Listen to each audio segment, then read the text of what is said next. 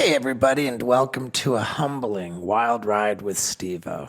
I mean, this one's crazy. Fousey, very, very open about having a difficult time. And speaking of difficult times, the last 24 hours has been quite a wild ride for me. And it's all worth it because I'm putting together the dumbest show ever. And I'm so happy to announce that my new tour begins in October. The pre-sale just started, and you can get your tickets at stevo.com. There's a really strong chance I'm coming to your city, too, if you live in America. So just putting that out there, and I'm hard at work making it the dumbest show ever. But back to Fousey. Really impressed with the way this guy just owns what went down. And there's a lot of stuff that I relate to pretty personally with his experience and the conversation that we had. I think this one's absolutely massive. So let's get into it. Ladies and gentlemen, people of the universe, I bring to you Fousey. Wow. Yeah. Wow. That was a nice little introduction. There it is, dude. It's like I've been summoned. All inclusive, man. So, dude, how you doing, man? Very interesting question. You know, because you get asked that and in passing, you're like, yeah, I'm good. But Right.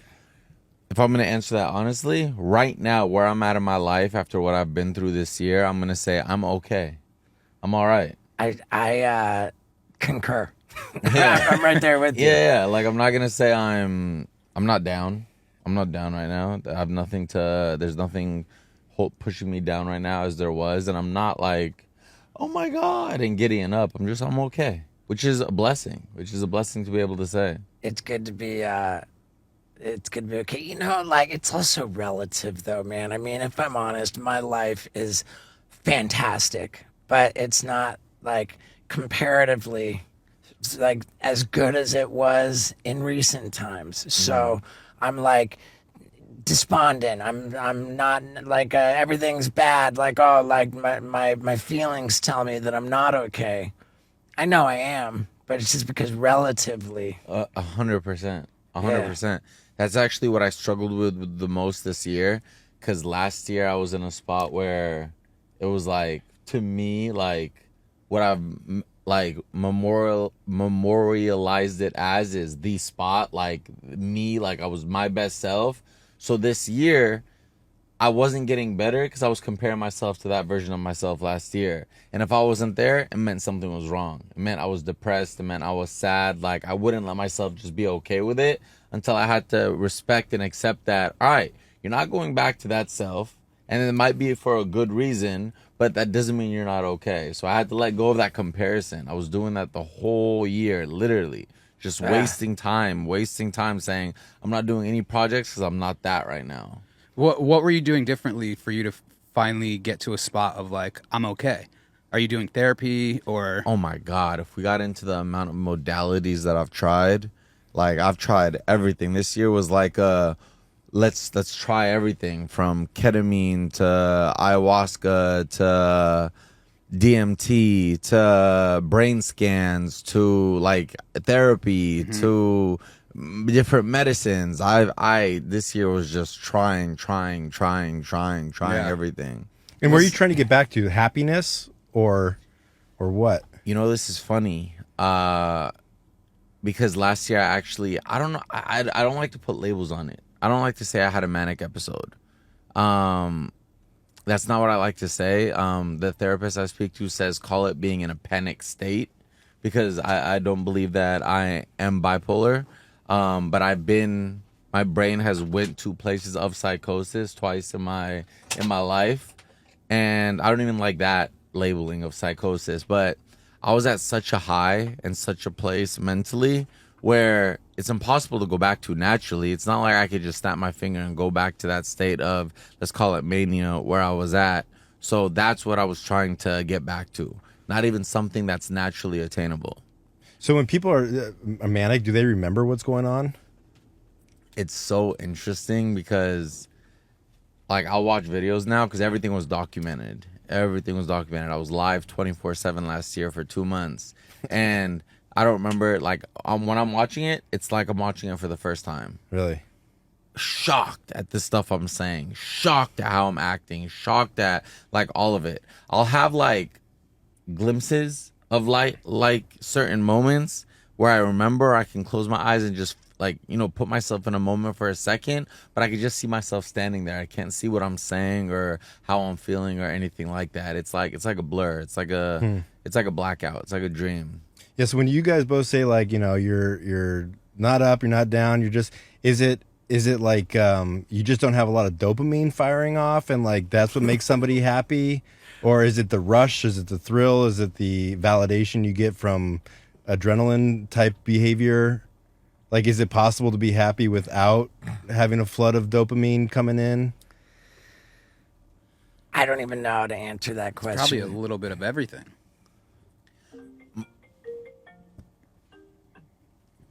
The way I see it, my brain was operating on such, I don't know what to call it, high frequencies, high cylinders, but my dopamine was through the effing roof. Yeah. Like I was at a place where it's like dopamine on steroids. Like, so the euphoric feeling of it was insane. And they say that like when you're going through something like this, people on the outside of you can feel the energy of what you're emitting. So it was working at like, it's like pushing a engine to its capacity, that now that it crashed from where it was at, you're even below, you know, your level of where you're supposed to be at. You're way below. It's tanked. So no matter what, now doing anything, there's no dopamine rush from it. Do you think you were like comparing your YouTube days to your IRL streams? Were there any manic episodes back in the YouTube days, or was it really just coming alive during the IRLs? No, there was one really big one during the YouTube. It was the second one, the first one, but out of the two, the second one, and it was during an incident that's called July 15th. Mm-hmm. It's like a national holiday for the internet where Fousey went batshit crazy and ended up standing on top of a car yelling his, you know, at everybody and everything. And long story, but that one was induced by Adderall though. Okay. That one was induced by Adderall. I remember seeing, I think it was Keemstar did like a documentary series on YouTube about it. And I remember really feeling for you, man. Like it was so public and like really, really heavy. Then after that, the July 15th episode, didn't you kind of just like disappear for a while? So the whole thing was like what that ended up being. There was a time in it where I was like, I had said this egregious claim of, if I'm not able to manifest me introducing J. Cole at the Staples Center, like walking out on stage and saying, ladies and gentlemen, welcome J. Cole, I'll leave the internet, delete all my socials, move out of the country, y'all will never see me again. So that started a 5-city tour, stalking J. Cole, front row, trying to talk to security, to be able to talk to him, to manifest the plan. And it ended up with me leaving the country and deleting all my socials and being gone and being off the internet. Wow. Where'd you go? Bali. As you do. How long were you there for? And not even long. It got so bad internally and mentally, so bad where like even the people at the yoga retreat I was at had to come into my room and be like, you shouldn't be here, you should be home with family. Like, we don't feel even comfortable with you being here right now for your safety. So, and it caused me to fly home and come back to the States and actually come to San Diego and be with my family at the time. Wow. You we're giving away your YouTube channel or something? You're transferring the rights to it? Yeah. Word to the wise. If you've got an audience that you've spent years building and building, don't give it away. Make the most of it. with ShipStation. ShipStation is your one-stop shop for all of your shipping needs, and it is how you monetize the audience that you've built online by selling them stuff. And when you get the order with ShipStation, you've got the best rates for all of the different shipping services like the United States Post Office, UPS, FedEx. And no matter how you're doing your business, if it's on Amazon, Etsy, your own website, eBay, all of it is in one super easy to use interface. When you get the order, it prints out your sticker, you stick it on the box, put in the goods, and it's out the door. ShipStation is the key to monetizing your online audience by selling them products and shipping them. So if you want to try this out, you can have a 60-day for free trial by going to shipstation.com and using the promo code STEVO. You got nothing to lose. It's risk-free. It's for free 60 days. Go to shipstation.com and use the promo code STEVO. It's time to make ship happen. Now, let's see what Fousey really did with this YouTube channel. Yeah. Did that ever go through? No. It did. Oh, it did? It did. There was a long period of time where other people were running my socials. So all your socials, not just your YouTube channel. No, the Twitter and the Instagram were just like, I don't know if they were deactivated, but they were done. They were just gone. But the YouTubes were being run by 3 of my friends. Oh, okay. Like them in ownership of it, them running it, them taking the rights to it. So at that time, you go off to Bali, but then you come back, but you're still just not active on social. Mm-hmm. Like, does your financial picture just fall off a cliff? Oh, incredibly. Let alone July 15th alone, I had lost. You invested like hundreds of thousands of Oh dollars. my in that goodness, event. yeah! Just to rent out the Greek theater, there was no sponsors. It was all on my own dime. It was about 300,000. Wow. Just to rent it out for that day, and I didn't get any return of investment. I didn't get, hey, we can give you another date to do it. I think the person I was working with at the time might have got something, but never let me know, because I don't think they would just cancel your event due to a bomb threat, not give you any money back, and not give you a chance to reschedule the date. But yeah, I got home, and that was the only income source I had. Like my social media, I had no investments. I had no rental properties. I had no, nothing. I owned one home in New Jersey that I had gotten from my parents, which ended up being sold. And I had nothing else, nothing. Wow. No savings? I had the little bit of savings that I had left, but that was all. And this hiatus lasted for like a few years, yeah. No, that one in particular was, I want to say a year. Okay. I want to say a year. And then when you came back after that year, it was into streaming and not YouTube. No. So that was still that one that happened. That was 2018. There was still many chapters after that. Okay.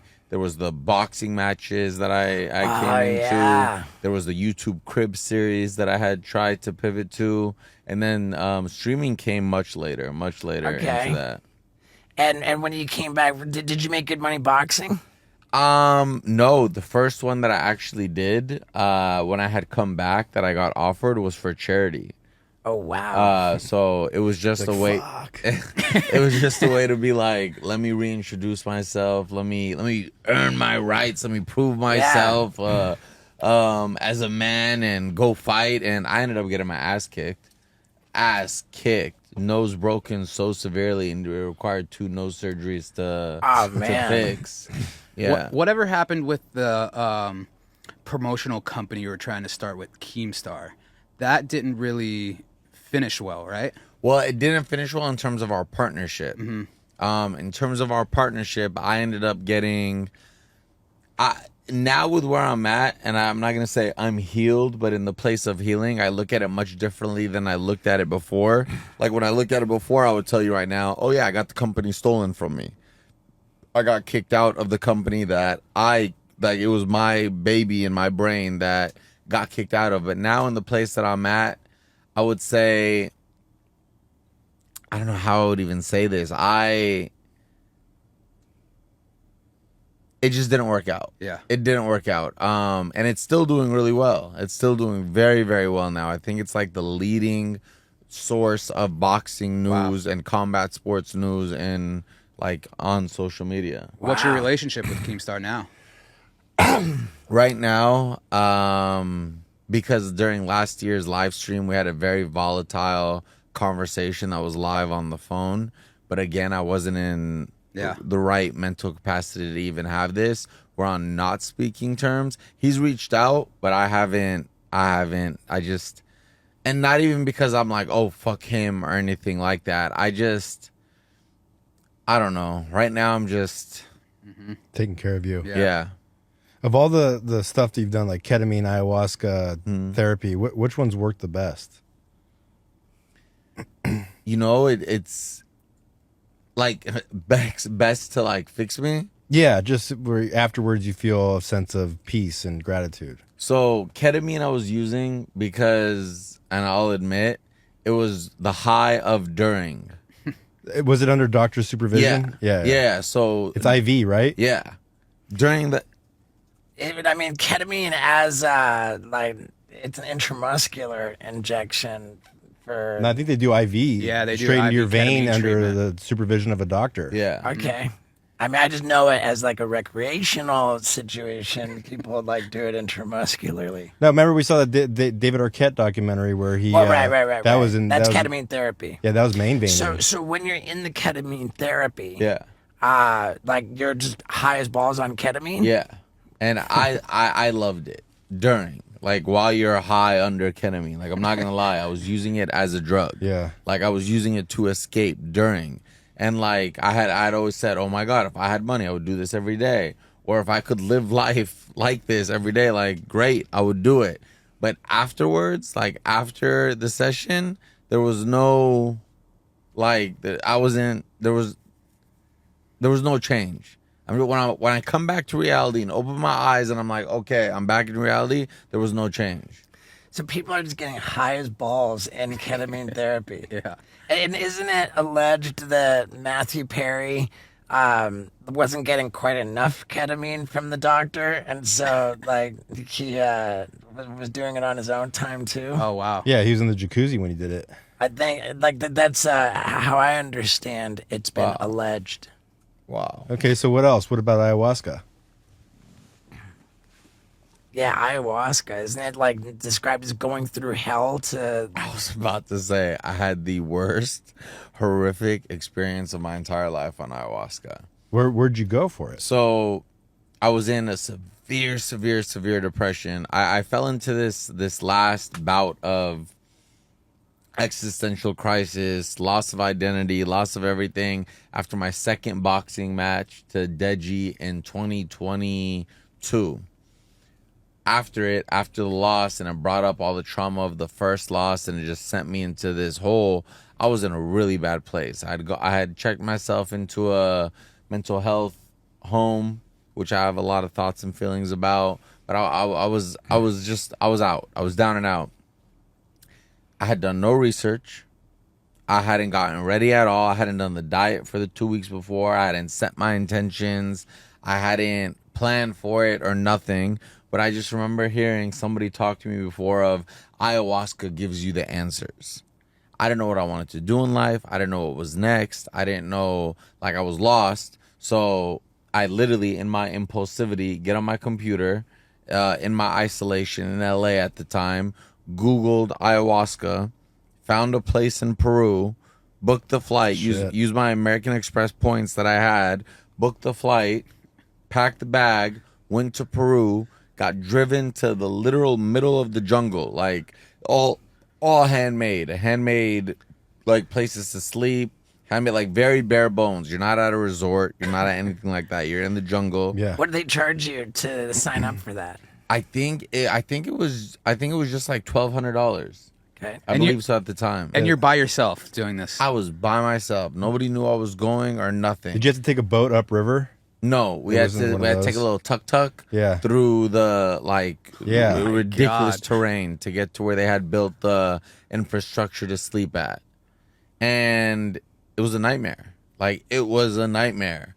I think it's supposed to be a nightmare, though, right? They say that like you go through hell and resolve your issues, and then you come back from hell, like feeling that you've overcome certain things. Yeah, well, the gentleman had told me, because it was one, I had to get off my sleeping pills. I've lost the ability to sleep for the last 2 years. I have severe insomnia, so that like hardcore pharmaceuticals like a Seroquel or something, I'm not sleeping. I'm not getting any sleep.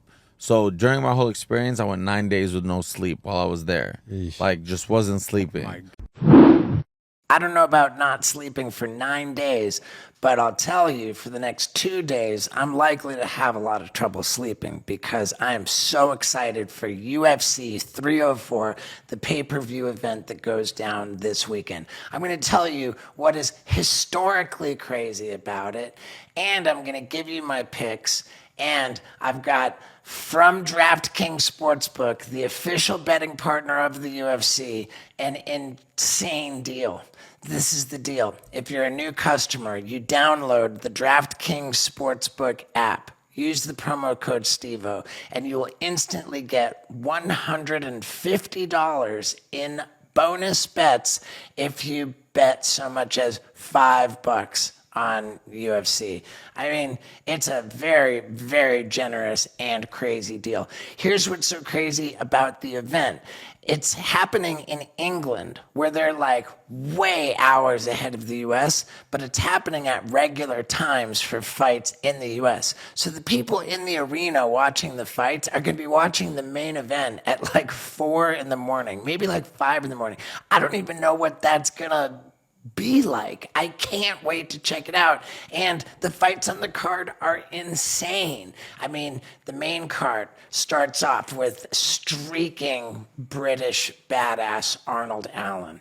And I got him. This is my parlay right here, okay? Spoiler alert, I'm going with all the British fighters on their home soil. I got Arnold Allen against Giga Chikadze. I got Paddy Pimblett against Bobby Green. I got Tom Aspinall against Curtis Blades, and I got Leon Edwards against Bilal Muhammad. I've never been more confident in my parlay. And once again, if you're a new customer to DraftKings Sportsbook, that's $150 in bonus bets. All you bet is 5, and then you got the 150. I mean, it's a pretty crazy good deal. It's a super epic event this weekend. I'm going to have trouble sleeping, but again, DraftKings Sportsbook, download the app, use the promo code STEVO, get those bonus bets, enjoy the fights. I can't wait. Gambling problem? Call 1-800-GAMBLER. Or in West Virginia, visit 1-800-GAMBLER.net. In New York, call 877-8-HOPE-NY or text HOPE-NY 467-369. In Connecticut, help is available for problem gambling. Call 888-789-7777 or visit ccpg.org. Please play responsibly. On behalf of Boot Hill Casino and Resort in Kansas, 21 and over, age varies by jurisdiction. Void in Ontario. Bonus bets expire 168 hours after issuance. See dkng.co/MMA for eligibility and deposit restrictions, terms, and responsible gaming resources. Let's get back to it. And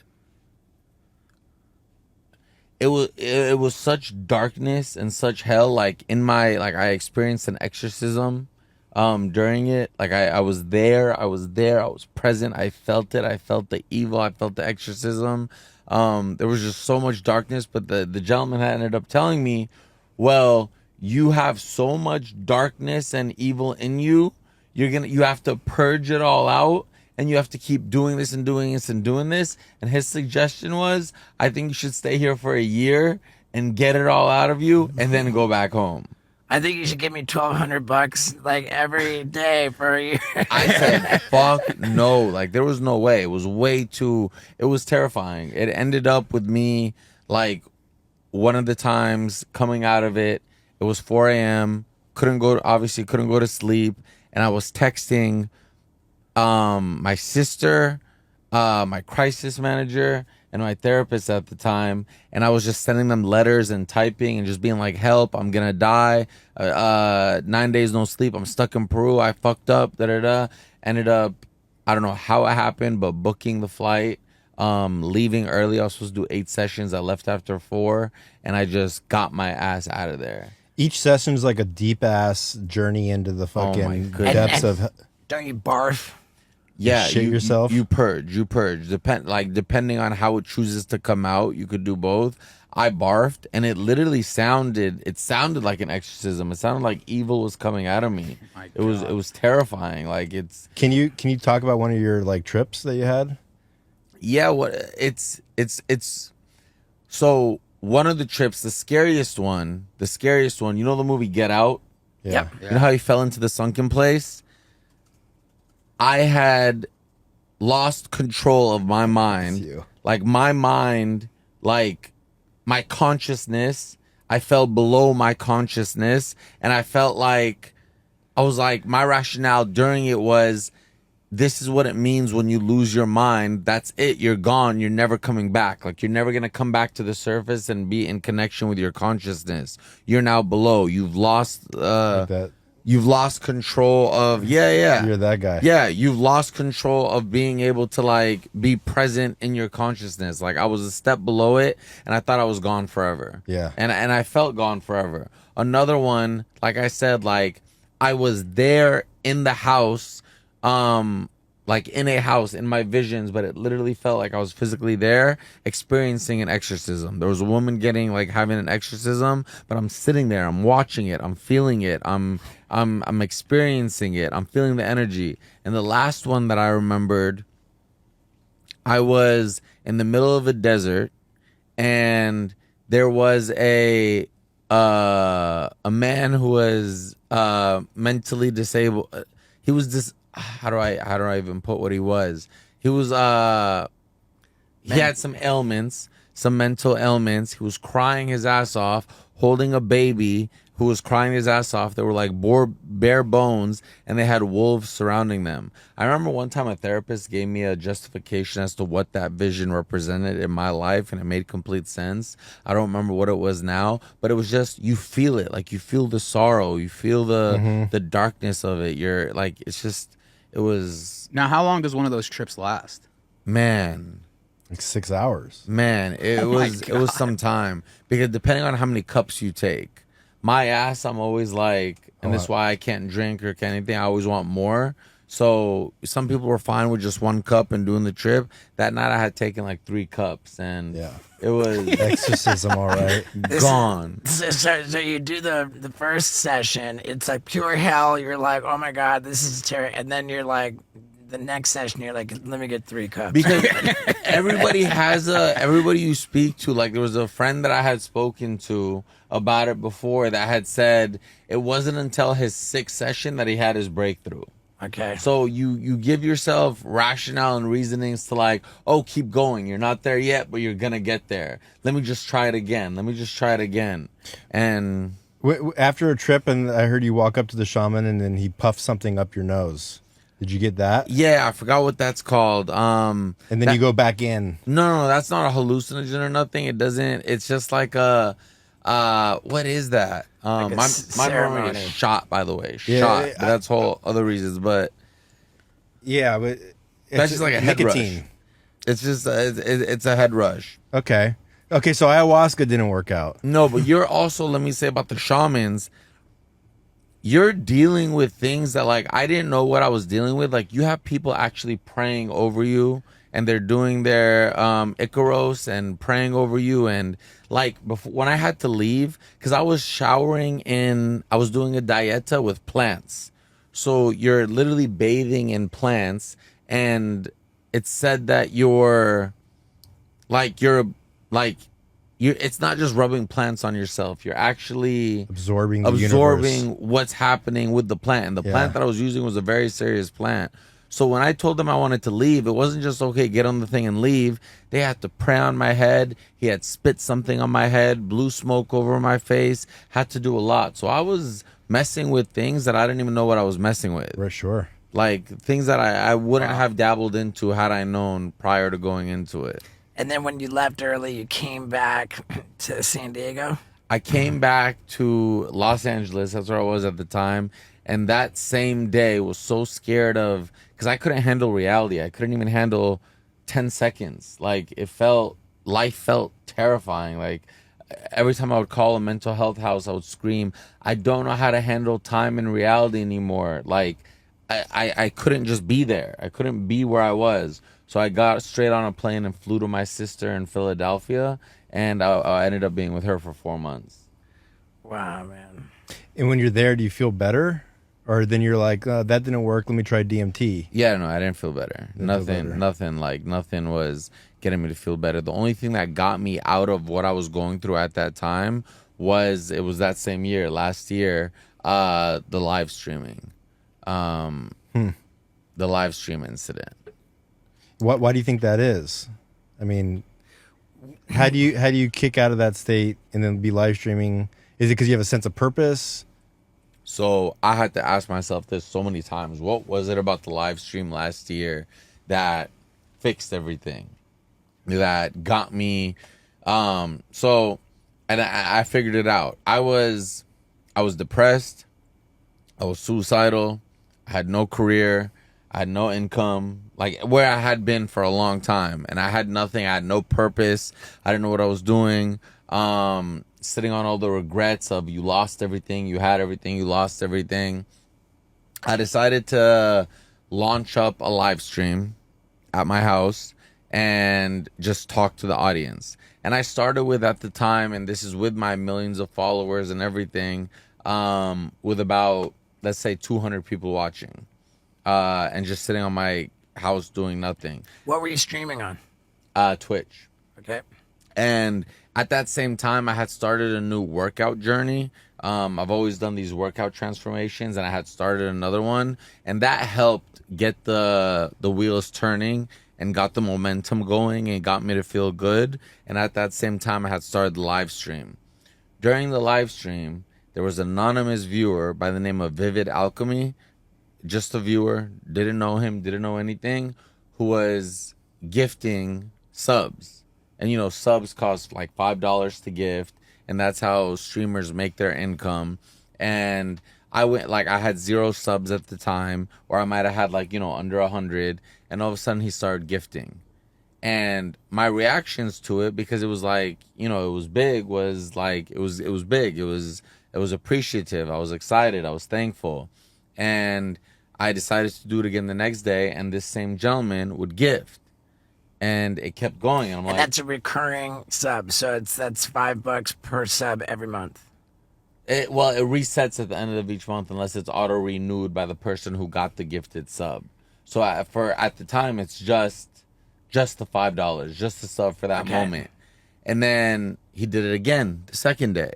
He did it again the third day. How many subs was he gifting? So depending on the day, it's like sometimes I would get a 50 sub bomb, which is like $250, but Twitch takes their cut, so you're not getting the full. Right, okay. It's not like Kick where you're getting 95% of it, but still, that's like, it was $250. Sometimes he was doing 100 subs, which is $500. Sometimes he was doing 5. Like, he was just teasing.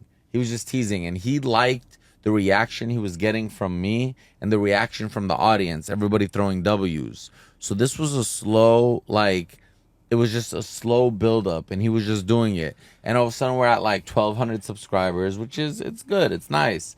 You're not like on the leaderboards or doing anything, but it's nice, it's cool to have. And it kept going, and it kept going, and it kept going. Meaning that it was getting traction where people are subscribing on their own now without the gifts. He kept subscribing. He kept gifting. He just kept going. He literally just kept going. Did you ever figure out who this person was? It turns out that Fousey has quite the relationship with this person that we speak of. And I have quite the relationship with my fiance. Our relationship, very intimate and extra intimate when I take a Blue Chew tablet. Why? Because Blue Chew tablets have the same active ingredient as both Viagra and Cialis, except they only cost a fraction of the price, and they're delicious and chewable. And about 30 minutes after I take one, I will lead Lux into the bedroom and I will perform. I've never not performed at my highest level when I've taken a Blue Chew tablet. And that's why I love it so much. That's why I believe in it so much. And that's why I think maybe you're going to love it so much too.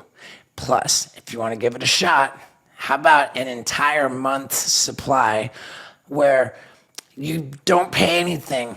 You get a month's supply for free. All you pay is $5 for the shipping. It's this easy. You go to BlueChew.com. You use the promo code STEVO. You consult with the medical provider on the website, which takes like a couple minutes. You have your prescription, and the entire month's supply of Blue Chew tablets is on its way to you. Again, all you pay is $5 for shipping, and you've got an entire month's supply. It's just about impossible to turn down, if you ask me. So one more time to get this deal, go to BlueChew.com and use the promo code STEVO. Now, let's get back to it. Oh yeah, he's still in my life now, and I could talk about that.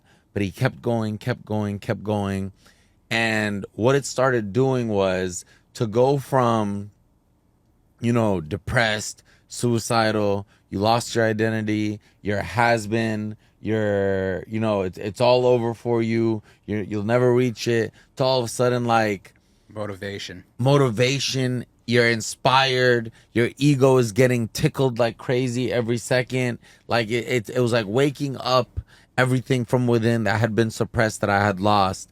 And that momentum of the subscribers translated into the momentum of myself. All of a sudden, I started being more upbeat. I started being more excited. I started being more talkative. Like, I wasn't talking at the time at all. All of a sudden, I'm more talkative. I'm willing to do things. And it was like my mind was getting manipulated by it. I was getting literally like a stroke. My ego was being stroked, and I was getting excited. And at first it was just, it's not like I was acting pretentious or like a douchebag because of it, but I was becoming more like confident in myself.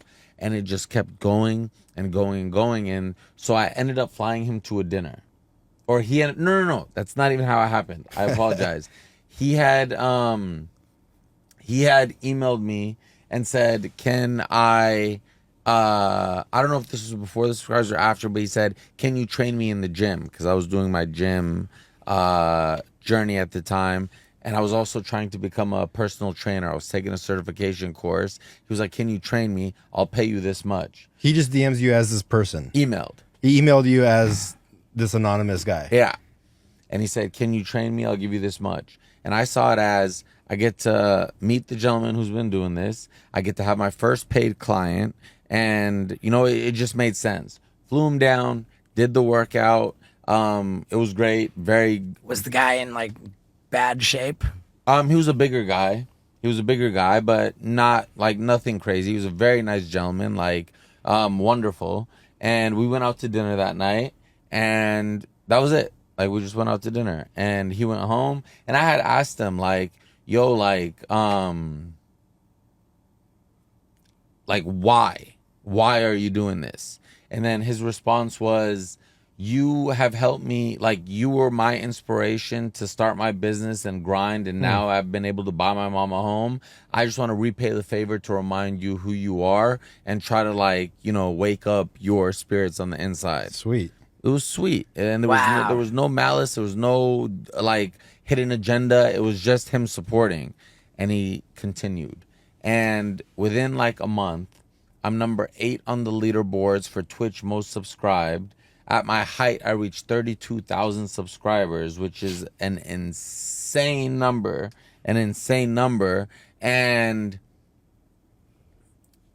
the road that took and where it took me, man, like, How many of those 30,000 subscribers were recurring? so I'll never be able to know, because during that, by the way, it was only 2 months.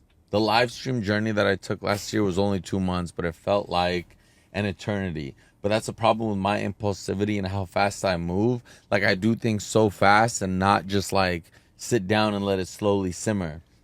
But I ended up getting banned on Twitch. You get unbanned, but I kept getting banned. Banned for what? I think at that time I was driving, looking at my phone. Wow. Oh, wow. I was driving, looking at my phone at that time, like, and it was messing me up. So I ended up switching to Kick. Isn't Twitch like okay with some pretty dreadful stuff? Like, I'm not sure. I thought it was Kick that might be, like, I have okay. a little bit more leeway Okay, so- than Twitch. so you switched to Kick. I switched to Kick. They at don't that care time. if you're driving. They don't care about it. No. They're like the Rumble. Yeah, They're like Rumble. You can. You're. It's pretty lenient there on that end. They're like Pornhub. You can. You can be pretty debaucherous. You can cross boundaries there. You can cross boundaries on Kick. The Kick, did you have like a lucrative deal when you went over to Kick? Not when I had first gone over. The goal was like, because at that time you kept hearing of people getting these like enormous Kick deals. Yeah. This person got $75 million deal. This person got $125 million deal. I don't know if it was real or not, but my goals were set on, I want to earn a Kick deal. I want to be on Kick. I want to get that deal. And that was kind of the inspiration behind everything we were doing. It's like, all right, now that I'm back, and I felt like I was back and better than I had ever been. Kind of like I felt like on Adderall. And whenever I took Adderall, I said, Adderall made me feel like I should have felt my entire life. Like, it made me talkative. It made me ambitious. It made me confident. It made me want to do things. It made me who I feel like I should have always been. And I was feeling like that because of the success that I was getting. And I was like, now that I got it again, I told myself, like, I didn't know what to do with the success and the fame the first time, the second time, the third time. But if I ever get it again, I'll know what to do with it. So the intention was to keep it, harness it, turn it into a business, earn the Kick deal, and make it my thing forever. Like, I was going to live stream the entire year. I remember that. Up until New Year's, and then I was gonna go to the Maldives with my team and celebrate. That was the goal going into the live stream. So yeah, the goal was to earn a Kick deal. The creative approach to it was very, very different from YouTube, right? Like creatively, what are you doing on the live stream to keep people interested? You know, I was operating at such. I ask myself that all the time now, because people now always are like, we'll do a 24-hour stream when they ask me now. And I'm like, what the fuck did I used to do for 24 hours a day Right. with people watching me? And I don't know. I was just, the way I was operating, I was able to make something out of anything. I was able to go outside to the gas station and have an interaction with somebody and it be a very good piece of content in a bit. It was just natural. It flowed. The way I was able to talk to them and what we would do together. And it was weird. I've never felt like how I felt. Like, it was just happening. Things were just happening. Things were happening at the right time. Like, even if something bad happened, like I got in a car accident, it turned into something. And like, it turned into a piece of content. So I was just... When you say it turned into a piece of content, do you take portions of the stream and then like repurpose it to another platform? Yeah. So at the time, and this was before it became what it became into now, and while I was doing it, by the way, I had told everybody who was watching, I guarantee you this is going to become the new meta, and everybody's going to start doing this, and it's even going to get like live streaming and your IRL life. Now, I wasn't the creation of in real life streaming. Like, you have Ice Poseidon, who has been doing it for decades, but I had like definitely relit the flame and repurposed it to what it can be now. and I knew it was gonna take off, and everybody was gonna start doing it, and corporations were gonna get involved. Shit, what was the? Well, I mean, we were talking about the creative approach to streaming, Yeah. and you were saying that you wanted to get a kick deal. Yeah. Like, you were re-energized with your purpose. So you switched from Twitch over to Kick. Yeah. And in the beginning stages of being on Kick, what was going on? I was still sane. I'm gonna say sane. I hadn't lost my marbles yet. I hadn't got to where I had got to at the end, which was the crash. And it was just me, like, I'd fly to Vegas, and I'd invite some people in. I was sober during the whole thing, by the way. And that's one thing I want to say, because a lot of people were like, oh, this was sponsored by Coke, or this was like, he was on something. The insanity of it all, I was sober through the whole thing. Now, you say at the end, you said it was a crash, right? Yeah. Do you think what might have led to the crash was with IRL streams, you just constantly have to be entertaining and keeping your viewers just locked in? Did it become a point where it's just like, I don't know what to do, I have to do this, I have to do something? Do you think that led to... It didn't get to the point of I don't know what to do, but it was... A lot of pressure. Oh my God, so much pressure. So many, like, you can't sit down and discuss with your team, all right, what do we do next? All right, how do we capitalize this? How's the business front going? What do we need to fix? Like, you're on 24/7, and things are like, I was very agitated. I was very snappy. I wasn't a good person. Like, people glorify this moment. Like, even now my streams always say, like, they call it the G7 era. I was the G7 president. It was a mantra I had created about, like, if there was 0.4 seconds left on the clock in Game 7 of the NBA Finals, your team was down by 2 and a 3 wins it, and the coach draws up a play and looks at you and says, the ball's coming to you. What are you doing in that moment? Are you making the shot, or are you missing it and letting your whole city down? And it was like, that was the Pressure. It was, yeah, and I had just... I didn't want to lose it. As it was happening. I'm doing things that I never thought I would do before. The collabs I was getting, the people that were hitting me up, the pressure of it all. There's also got to be some danger involved too, because people know where you are, and you've gotten swatted a few times. Yeah. That, of course. And it's also, if something bad happened, like, I would get into some really serious drama during it. It was all live, and there's no turning the camera off and having a PR moment and discussing what to do or anything. Like, one time my brother had called me and I put on speaker, and he was yelling at me about how what I'm doing is against everything in our religion, and I'm going to be condemned to hell, and they wanted to kick me out of the family. Another incident, I had gotten myself into a very, very, very, very, very bad situation at the airport with a woman, and it became this huge, like, so things were happening in real time, and there's no time to sit down, process it, comprehend it, learn from it, what to do. It's happening live. There's People no are watching post-production. you. I think every person in the world is aware of the airport situation with the woman. Really? I mean, I think it got a lot of attention. Yeah. Because the story was that she identified herself as, like, a victim of some kind of trafficking, and and having had that victim experience and been traumatized, then it was perceived that you re-traumatized her, like, in a bathroom. Yeah. That was like, and I don't know why, like, it wasn't self-sabotage, because I wasn't doing that and intentionally, like, how do I, even though I do self-sabotage a lot, it wasn't how do I fuck up everything for myself again. It wasn't that. It was just a very, very, very, very, like, a very, very, very poor decision-making. Yeah. Like, it was just...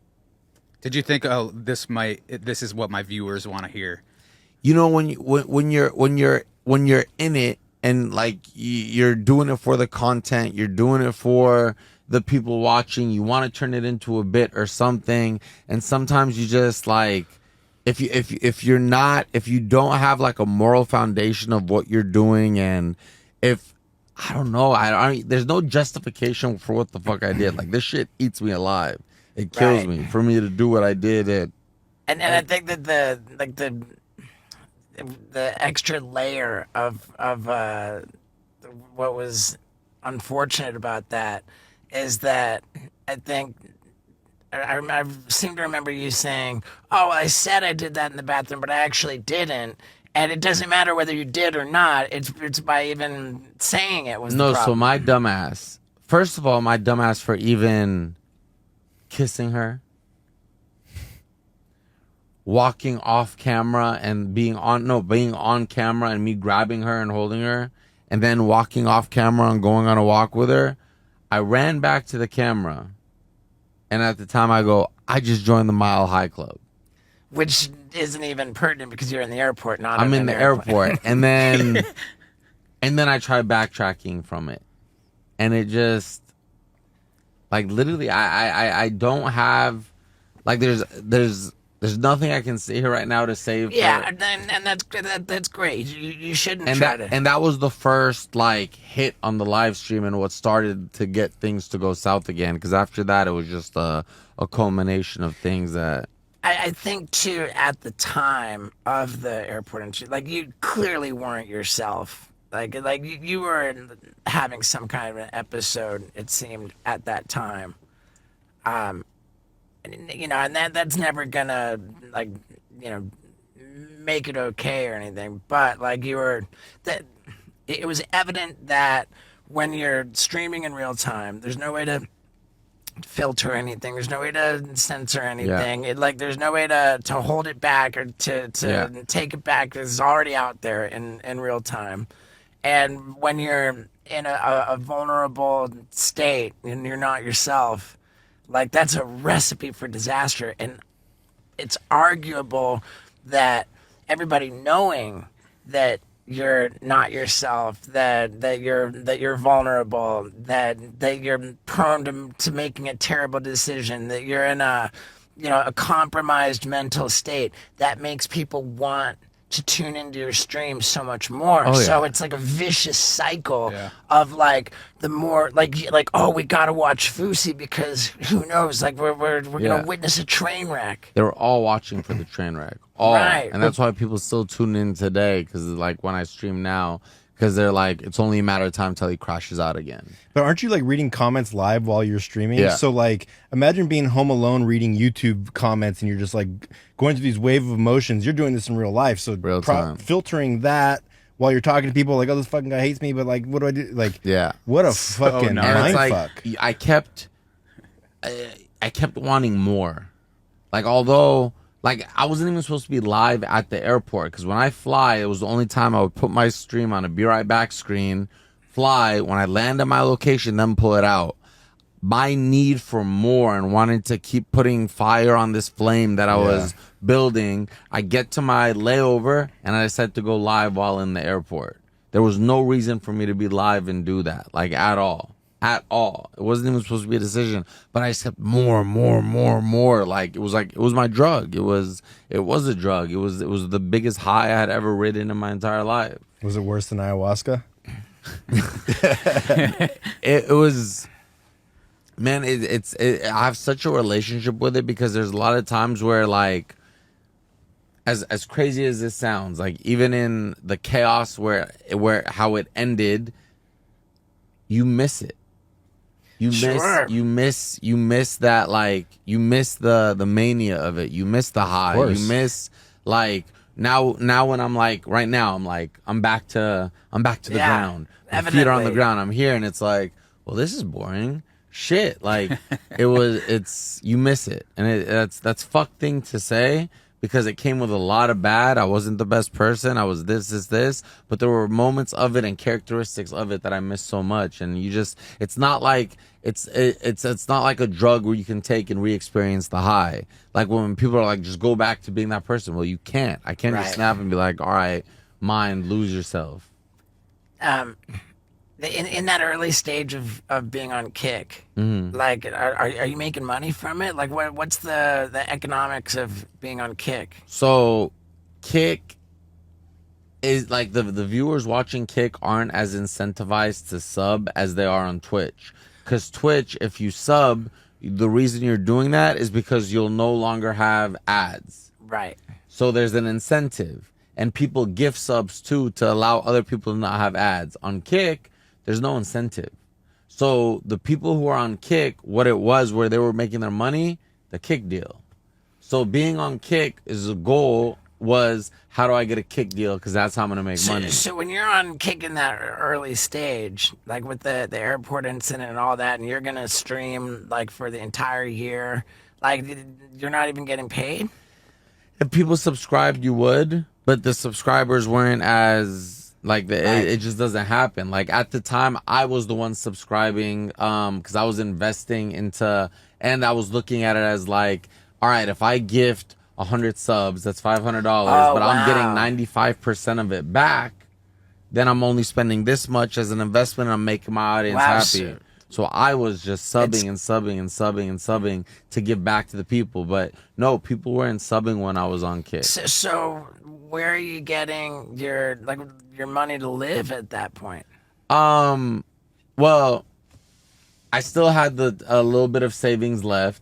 Also, like the 32,000 subscribers on Twitch. I don't know what that equates to, but it was a good chunk of money. The ad revenue money on Twitch was also a good chunk of money. So I had money to do what I was doing. I wasn't doing anything huge or going crazy. I'm literally just traveling city to city. Like one weekend I'm in Arizona, the next weekend I'm in Vegas, the next weekend I'm in Miami, and just going around doing small like trips and walking the streets. Like I wasn't spending a lot of money. But didn't somebody take your Twitch channel and the money that was in your account? Oh no, that was that was way before that. Was way back. That was way back. So when you're on Kick and it sounds like you're just kind of getting by, what changes to get to the point where you're hiring like an entire security detail? Like there had. We're recording a podcast in here. We'll be done shortly. Cool. There. There had to have been something that changed, like to be bringing in like crazy amount of money for you to hire security.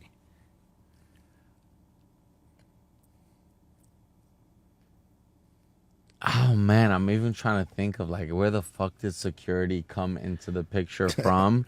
And it was really, I mean, it makes sense because, like Vinny said, you're constantly broadcasting your whereabouts. Stream sniped. So you're making yourself a target by letting everybody know exactly where you are. but also it was so like I went from doing these wholesome like streams where I'm just going to Best Buy, buying a tripod, and then my speaker comes out with a TTS that says, "Attention, Best Buy, I'm gonna have a bomb threat." Somebody would donate to say that, like, I'm gonna explode myself, and it would be me acting like, I hope no one hears that, and running on the ground.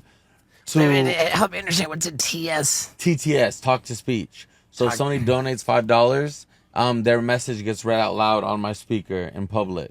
So they'll try to like embarrass you or get you in trouble. Wow. So I was That's on Kick. Yeah, no, and Twitch. Oh, and Twitch. That explains the suspension. Yeah, and I was doing little stuff like that, like wholesome stuff. So all of a sudden, Wholesome. I'm in Miami.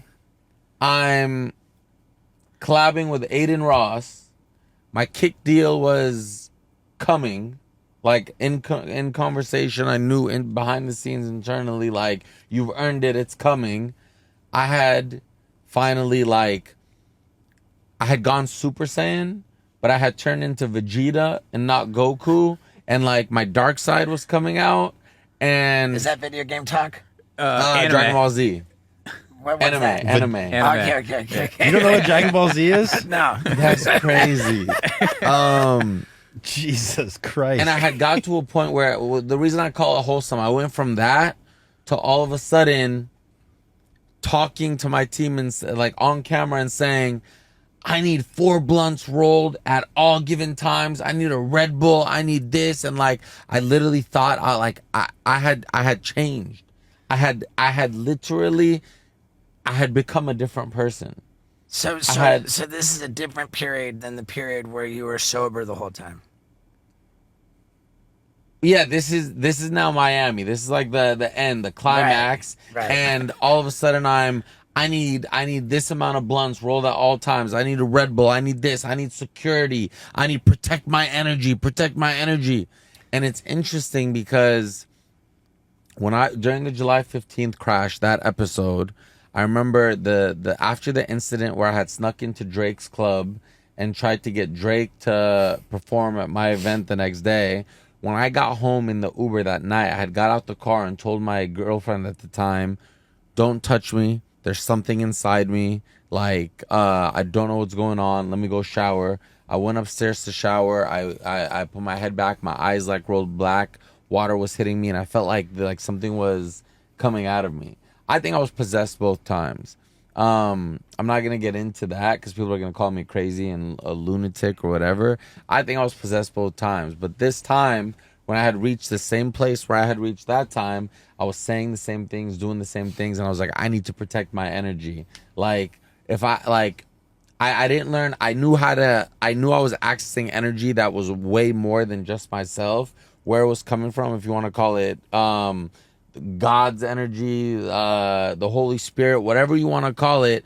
I was getting energy that wasn't of my own, and it was ridiculous, and I knew it needed to be protected, but I didn't know how to control it.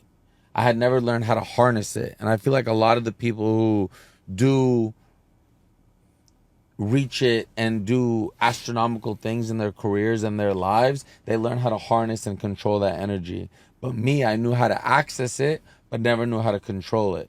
And it just got bigger than life. And from this point of Miami, I wasn't conscious of what I was saying. I wasn't, like, when I watch clips of it now, it's watching it for the first time. I can't believe it. I don't know who I become or how I become or what I'm saying, but I had just gotten to a point where it was like, needed security around me, and I don't know. It's just very weird. When you said you know how to access it, how do you access it, if you want to talk about it?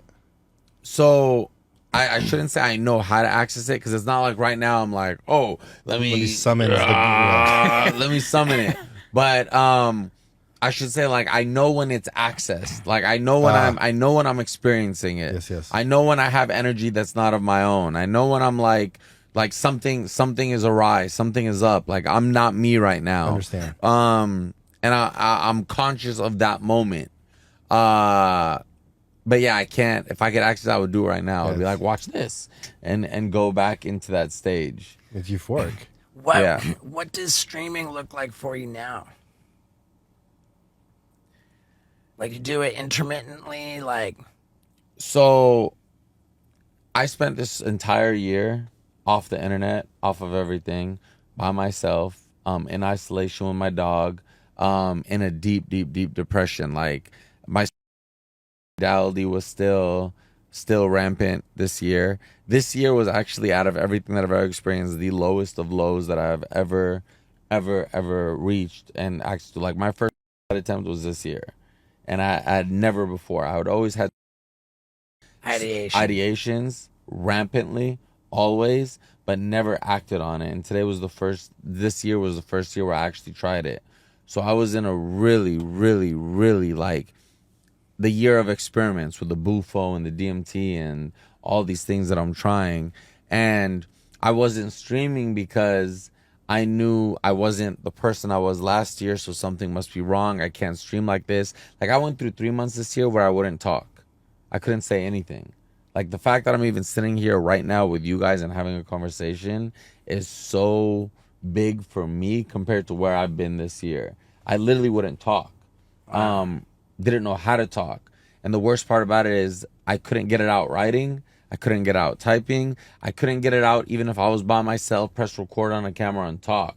So all my feelings and thoughts, like, I was getting suffocated because all my feelings were just in the mind. Like, my mind took control and I wasn't in my body. Like, it was just my thoughts. Now, you said the ayahuasca and the DMT and all that stuff didn't work, but what about like traditional medications? Never. Never. I Never feel like tried they them or never they never worked? worked? no, it never worked. Medical resist, like I'm medication resistant. Like nothing. Besides for Adderall.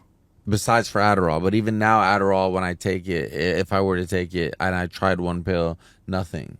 Like it's odd. That's a whole nother thing, man. There's so much stuff I can like this, but the reason I say all this stuff about how low this year was, literally a month ago, for whatever reason, and this is after trying everything. Trying the DMT was the last thing I tried, and after the DMT, I experienced the answer that I came with for myself was there's nothing outside of you that's going to fix you.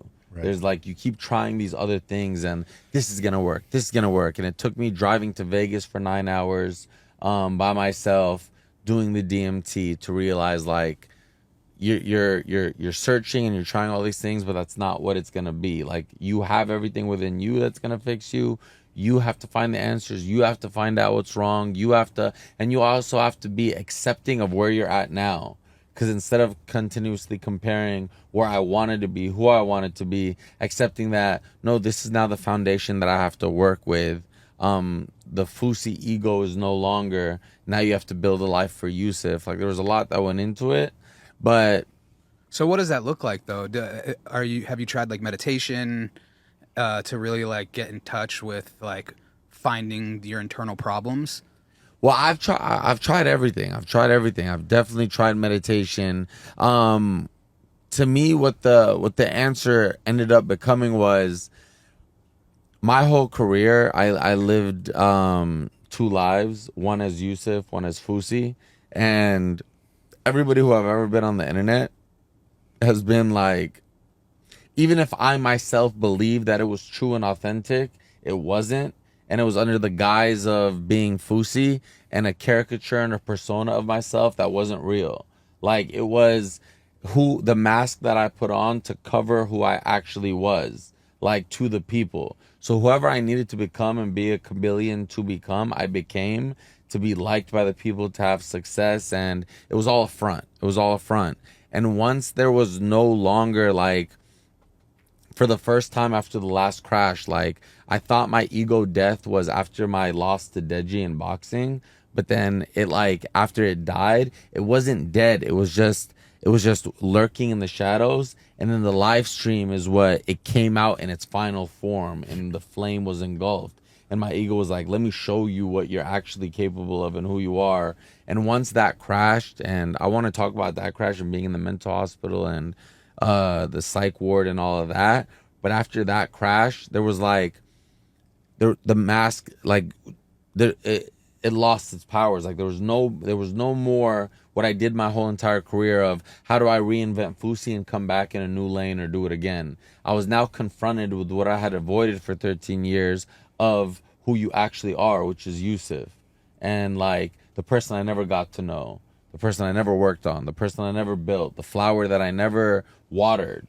Like he was just in the shadows, like just, we don't need you. And then when I was left with just him, the reason this year was so hard and I had such an existential crisis and like a midlife crisis, because it was like, you're 34, but you're now confronting yourself of who you are for the first time.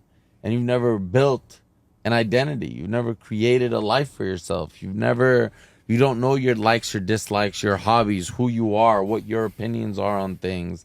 You now have to do the work you haven't done for all these years, as Yusuf. But a month ago, for whatever reason, I had a inclination to go live, and I hadn't had that all year, and it was bizarre. And I got on my Discord, and I told them, for the people who were remaining, I hadn't spoken to them the entire year, hey guys, what do you think of me going live today? And I come home, I get ready, I start a desktop stream, like where you're just at home on your desktop, and I press live, and I'm expecting to talk to the original like 200, 300 people, or the people who are on Discord, whatever. 41,000 people ended up tuning in. Wow. And not for whatever reason, because we know the reason, the ego that I thought was gone or whatever, within 30 minutes after seeing these numbers, I'm like, I'm back. I'm going to travel to every city. I'm talking to my Nadeem, Vivid Alchemy, my now manager. He now manages me. I'm telling him, set up Vegas, set up this. I'm coming and everything. Wow, you said that he was in your life. You didn't say he was your manager. Oh, he's not. I can talk about him. I can have a whole segment talking about him and what he's done for my life and who he is now. You said that he told you were his inspiration for starting his business, which made him financially secure. Like, what's his business that he started? What he does is he does social media marketing for different dental practices around the country. Oh, wow. Like, one of the biggest DSOs in the country is his client. And he sends out his team. They record all the videos, the pictures, and they do all their social medias from A to Z and do their social media marketing. And he kills it, crushes it. To go back to you were saying like it was profound stuff that who is Yosef, who is this guy versus you see. Where did you figure all that stuff out? Just in solitude in your place over here, or did they talk to you about that in the psych ward? I mean, this is therapist No, because like nothing. this is like that's the crux of life. Like, who are you? Yeah. I think it was a culmination of all the work that I had done and all the different things that I have tried and all the introspection that I've had to do by myself and my thoughts, because I'm a logical thinker and I have to understand it. I have to break it down. So even my suicidality, I can rationalize and literally pinpoint why I'm suicidal because of how much I break it down in my mind. So it was all the thinking that I had done, which is just this year has just been all thinking. Like the 3 months I spent not talking, it was just thinking in my mind. And finally, like the answer that I had just arrived at was that of like, breaking down my whole career, going to the beginning, going to my childhood. When did it happen? When did the mask come on? And I'm just realizing like, you don't know yourself. Sure. You have no idea who the fuck you are. And that's why when I watch videos now of the live stream or my boxing persona or the YouTube Cribs era or my prank era, and I can see it and I can see the fraudulency in all of it. I can see that that's not you. I can now see, now that I feel like I am Yusuf, I can now look at that and see who I am not and be like, that wasn't you. Why were you acting like that? Who were you trying to be? What was going on there? Yeah, people go through that in their 30s and then never come out the other side of it. I had the same thought on everything. I was discombobulated. I went to India and rode a bike around India for a month. And the final thoughts that I had was like, do not seek outside yourself. And like you didn't have to go all the way to India to find out who you are. You can do it in LA. You can do it wherever you are. But it's a common thing. I think most men from like 29 to 35 or, if ever come to those realizations that you had. Yeah. And I think it's important. Yeah. You said it was just a month ago that you randomly got on Kick for the first time in a long time, and 41,000 people were watching. And then after that, the day after that, because I wasn't live 24/7, so I had time to process what had happened, I was able to realize, you're doing it again. You're doing your sickness again. You're literally falling under the same traps. You're telling him you want to go to Vegas. You obviously were affected by the views. Your ego was obviously alive in that moment. Activated. You're doing it again. And for the first time ever, that something like that was able to happen, and I was able to stop it and say, I don't want to go down that road. I don't want that to happen again. And I had literally called Vivid Nadeem and telling him, this is what happened. This is how I'm feeling now. I'm not comfortable with it. I'm not okay with it. I don't want to do it. And I get on another stream. There was less people this time, but this time it was just telling them, I don't want to, I caught it. My sickness is rampant again. I don't want to go down that route. I know I sold you guys the dream again that I'm back in that, but I'm not going to be doing it again. And then I streamed again, and it was just me, which is like boring. Like, it was just like, I'm not that person. I'm not the G7 president last year. I'm also not a persona. So I'm not going live and treating it like a job and, hey guys, today in our world, we're going to do this and playing a character. No, I was literally just authentically me, which was, I've never been before, because I always thought I had to be somebody else outside of myself to get them to like me or whatever. But I was just showed up as me. And I tried that, just sitting on the desktop. And then I started just, all right, let's go get a coffee together. And while I was streaming, I was like, it was like a therapy session. I was saying all my internal thoughts and talking about the distaste I had for myself, the regret of losing everything. Like, I was literally vocalizing all my intrusive thoughts while live, and just everything, and just throwing it out there and just giving it to them. And we were just trying to figure it out. The last thing, and now we're just throwing paint on the wall and seeing what sticks. So we're starting to, me and the audience, one thing for me to be able to do what I'm doing now is, because then the views, when I started doing that, went down to like 2,000 people.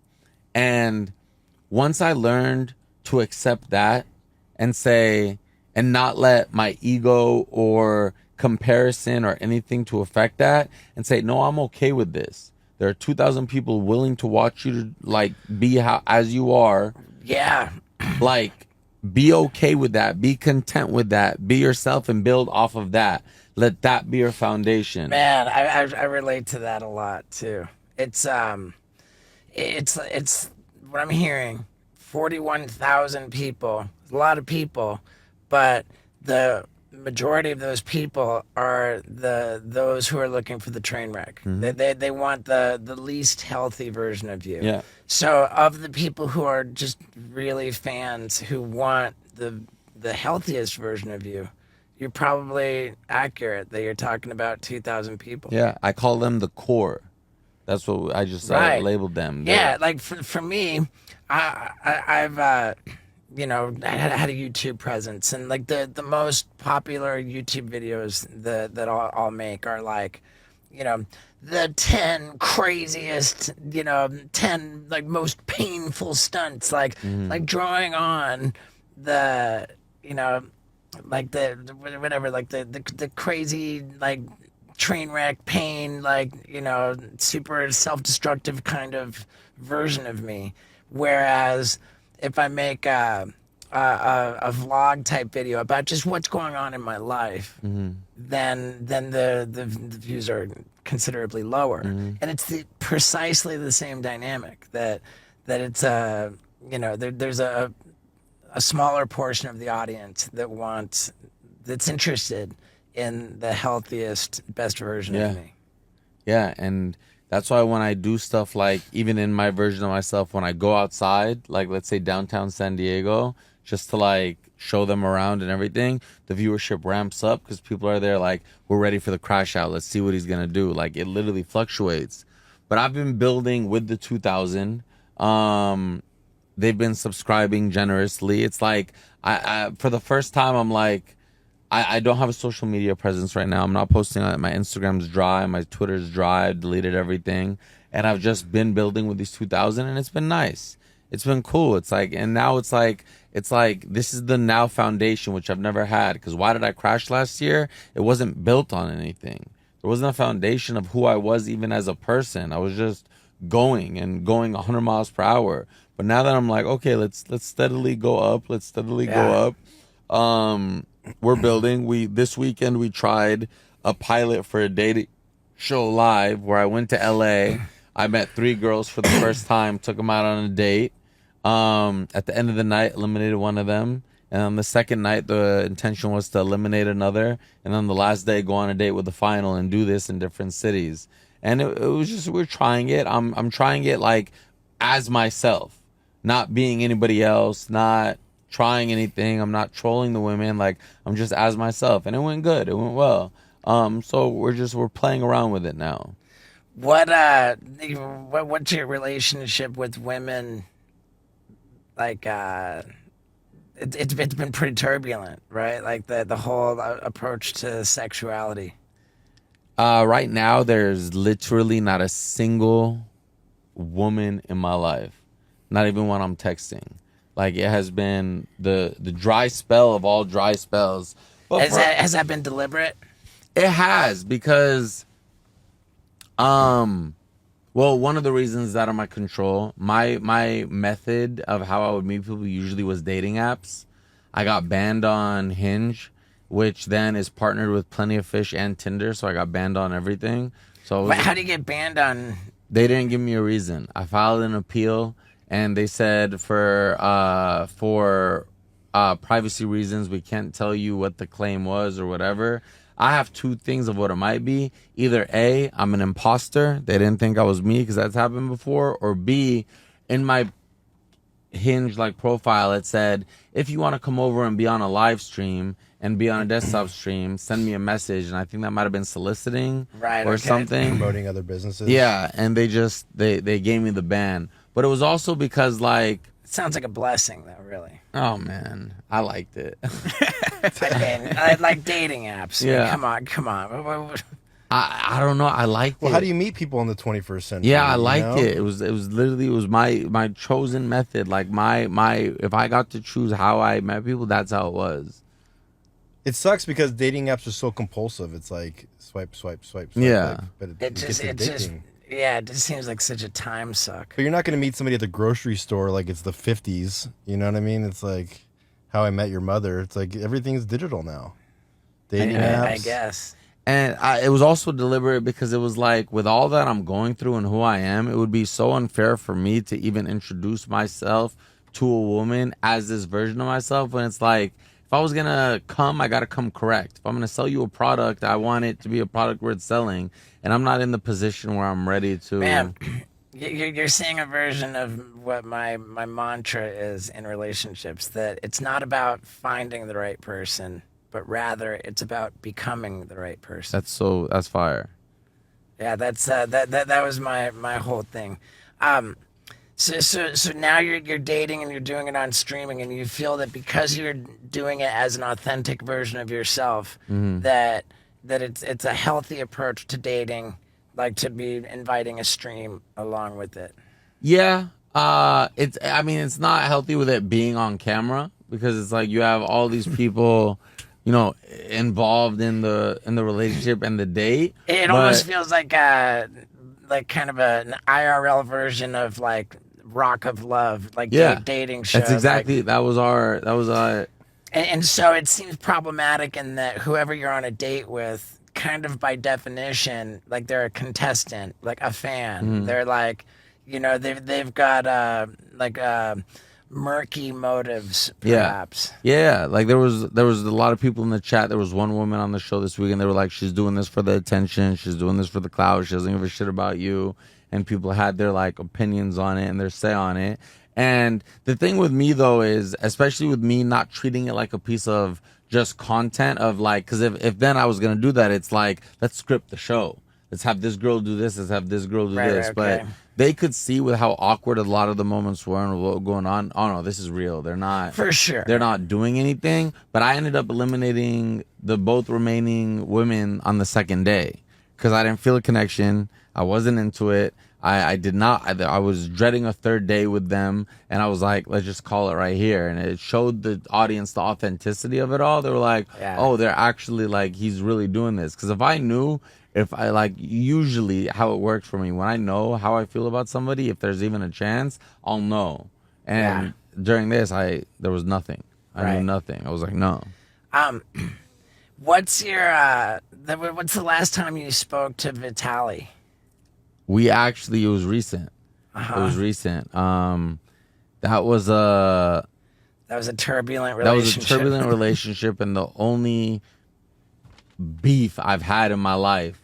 And we finally at our ages now, our respective ages, we're able to let bygones be bygones and mend the relationship and like squash the beef and look past. That's good, man, because that one just felt like, for both of you guys, like a very self-inflicted wound. Yeah.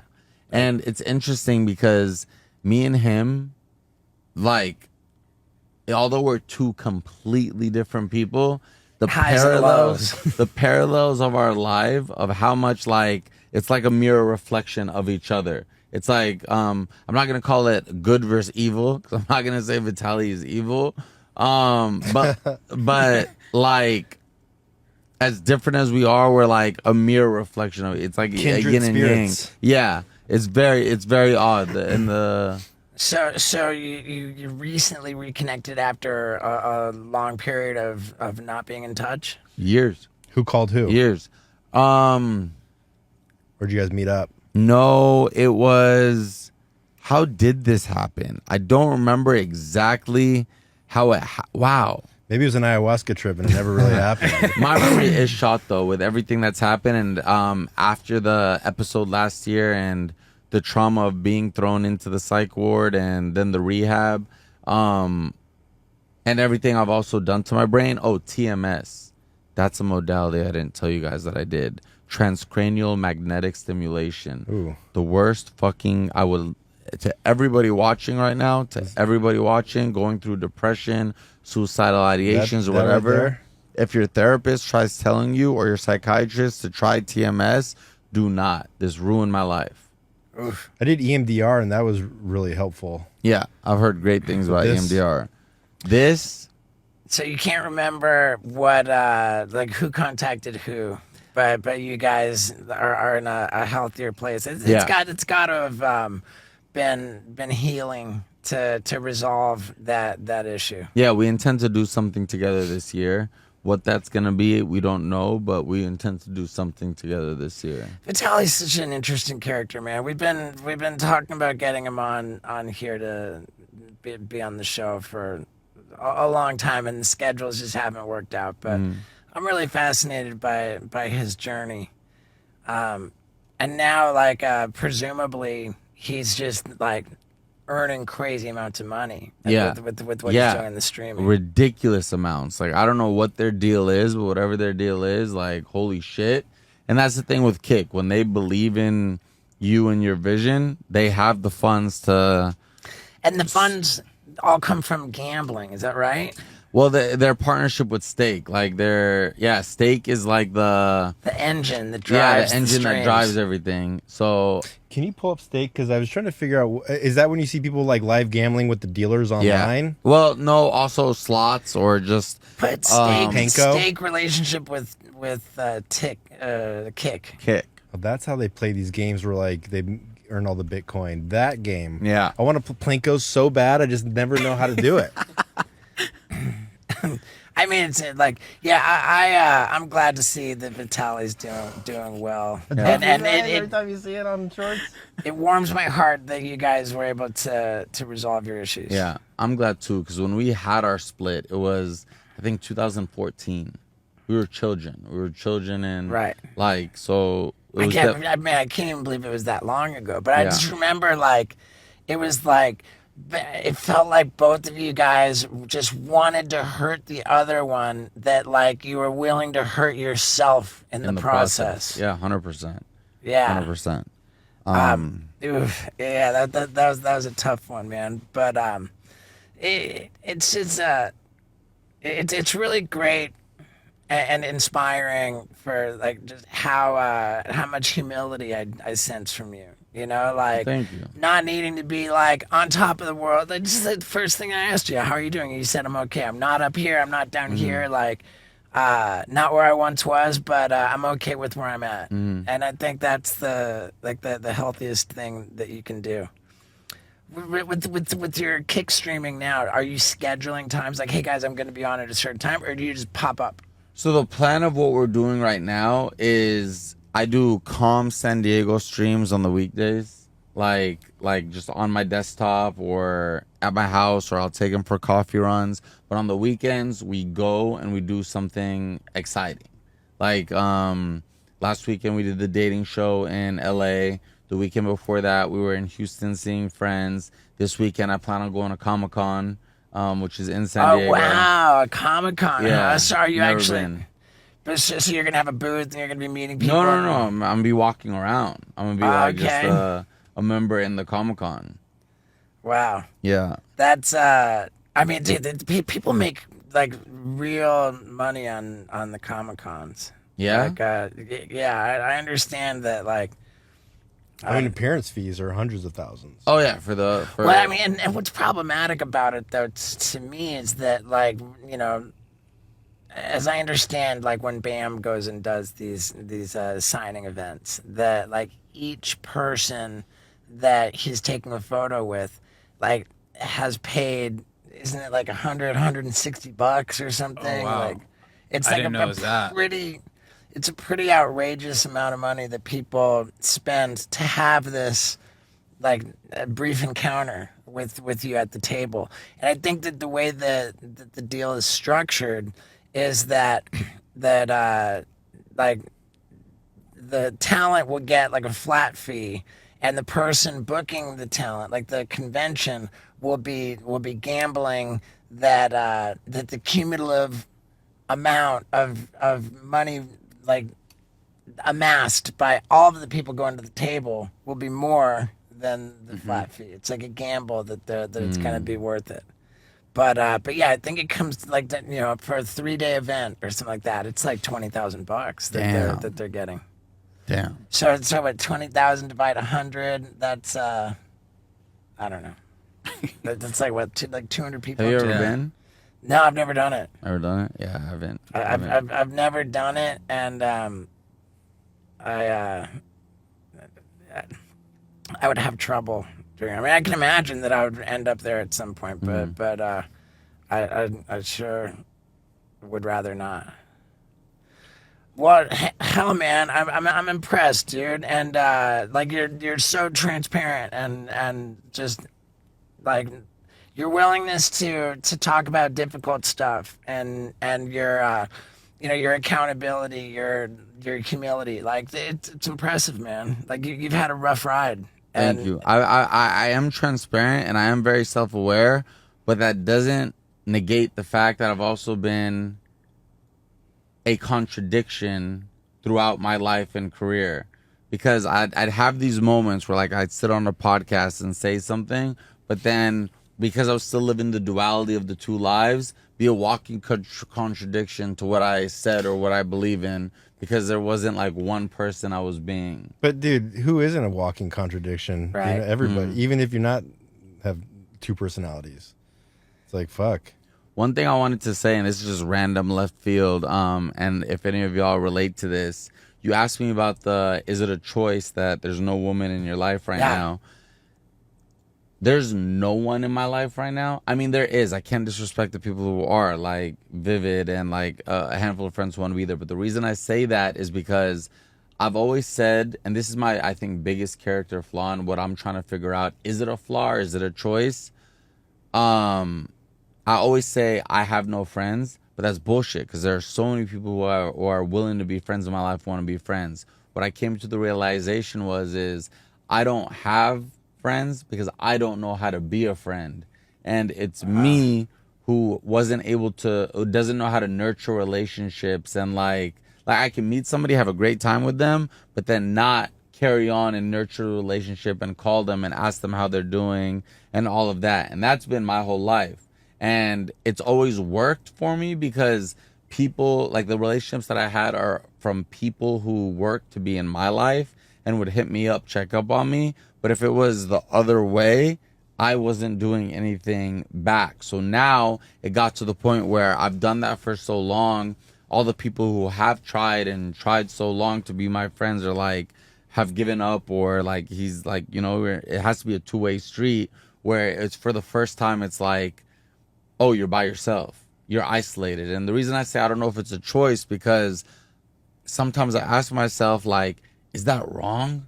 Maybe you want to be isolated. Maybe you don't want to get married. Maybe you do want to be by yourself. Maybe you do enjoy your alone time and anything like that. But that's the biggest thing that I'm trying to distinguish and battle right now. Like, am I doing that because of a character flaw and I don't know how to have people in my life? Or am I doing that because I just choose to be isolated? Right. I mean, they say, like, the word isolation has negative connotations, but the word solitude has positive connotations. And they're both exactly the same dynamic. You're by yourself. Yeah. So you could have an unhealthy approach to being by yourself, or a healthy one. Yeah. But these are all the things that Yosef's figuring out for the first time. Yeah, for the first time. So this is part of the process. Yeah. Yeah. Yeah. Well, dude, man, I'm really glad we're meeting for the first time too. Yeah. It's really cool, man. And when I reached out to you, you got right back to me. Like, it was just it was awesome, man. And I had wanted to reach out. Like I said, when the July 15th episode, I was really feeling for you, man. I thought, man, like, I just saw a guy that was in a great deal of pain, and and again with the Miami thing, that was it was tough, And I think that your practical approach, like, you're at a point now, it feels like, that you understand, like, there's a sickness that you've got to really be vigilant about. You've got to really be careful to approach your career in a way that's healthy. And it feels like streaming is playing with fire, but now you know that. Yeah. So, yeah, I'm rooting for you, man. That's a perfect read, by the way, because my sister wants me to stay away from streaming, stay away from the internet and everything because it's playing with fire. But yeah, that was a perfect read.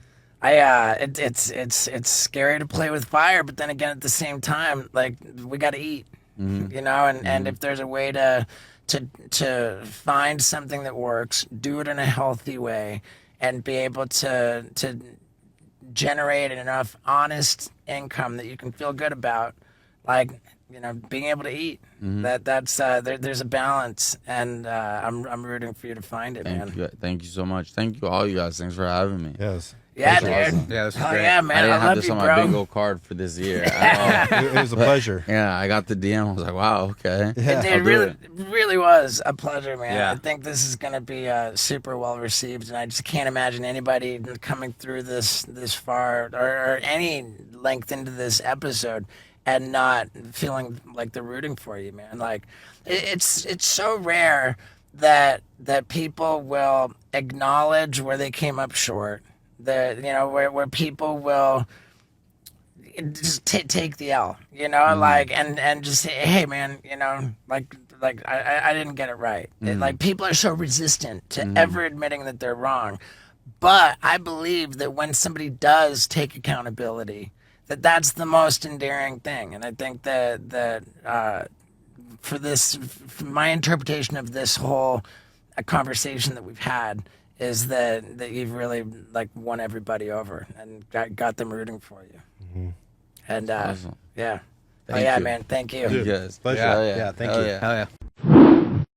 And there you have it, folks. I feel like after that conversation, I should call the man Yusuf. He just really impressed me. I meant every word I said to him, and I mean every word I say to you at the end of these shows when I tell you how much I appreciate you for sticking around to the very end. My wonderful, beautiful street team. I just love you. And, man, like I said at the very beginning, it's been a wild 24 hours. It's been a wild few days. And I'm ready to go to bed right now. Also, man, this tour, like, do head over to stevo.com and see if I'm coming to your city, and use that pre-sale code Steve to get access to the very first tickets. As always, I love you. I'll see you on the road, and be well. Yeah, dude.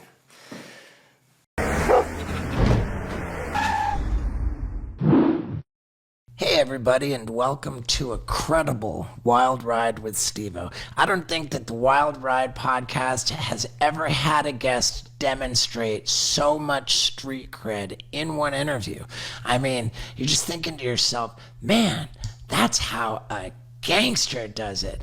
And Exhibit is that. Man, what a bona fide badass. And there's just a lot to like about him. There's a lot of juicy stuff. And get a load of when I bring up old Puff Daddy. It's hilarious. You're going to love this, so let's not waste any time. Let's get into it.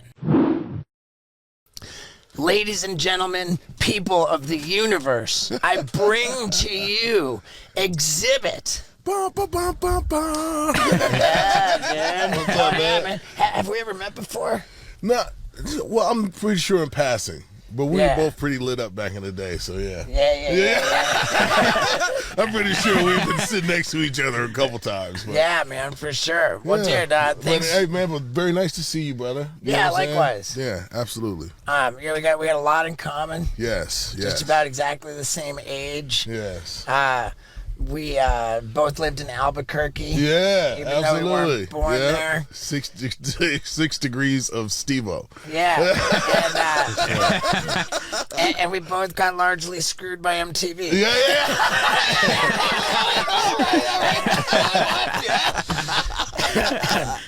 Yeah. But yeah, man. So and we're getting together. You're letting the world know that you're jumping in the podcast game. Yeah, man. Actually, there's a lot of different things. You hit it right on the head.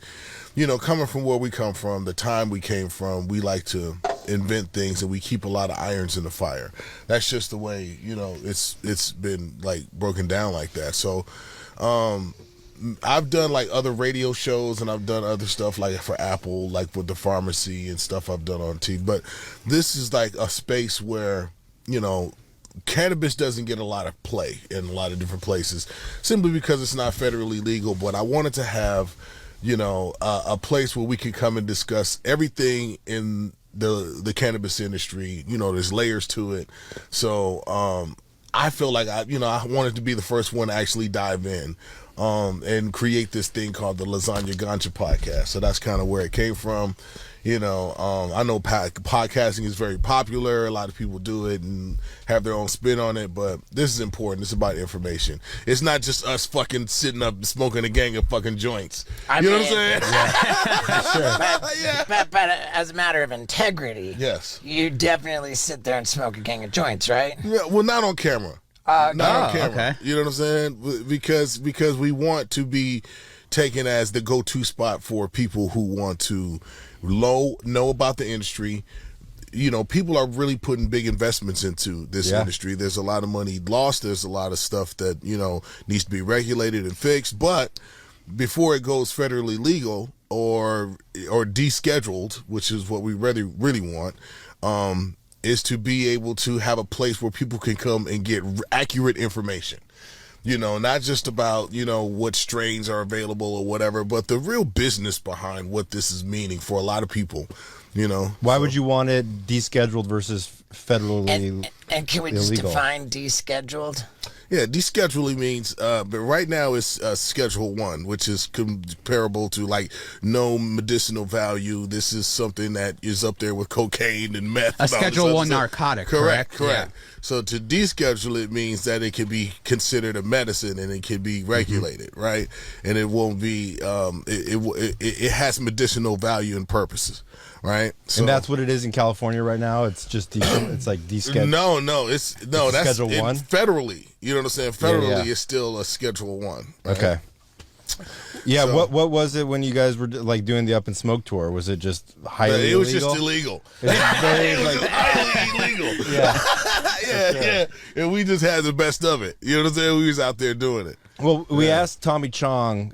Maybe you can articulate this better because our minds are fucking blown on his answer. But Steve can Right. say it better than I can. I said to to Tommy Chong, it wasn't even really a question, it was very rhetorical. I said, isn't it crazy how much stronger marijuana has gotten over the years? And he says, it hasn't gotten stronger. It's the same plant it ever was. We had the same, and I just thought that was kind of peculiar. Well, that's not true, right? You can, for a fact, you can say that it's definitely stronger now. I think that from his perspective, he's correct that the plant is still the plant. That has not changed. The dynamic hasn't changed. The growing processes have changed, and the cross-pollination of different plants to other plants have definitely gave it a higher THC. They can manipulate the plant, is what I'm saying. But the THC content is higher now. It could be. It could be.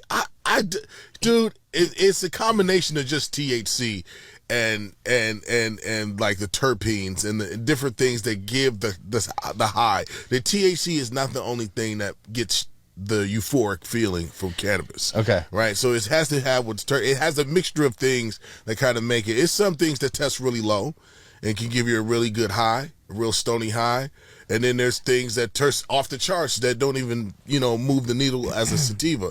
So I don't know. There's it's different points that people use to sell their cannabis, but it all comes down to marketing.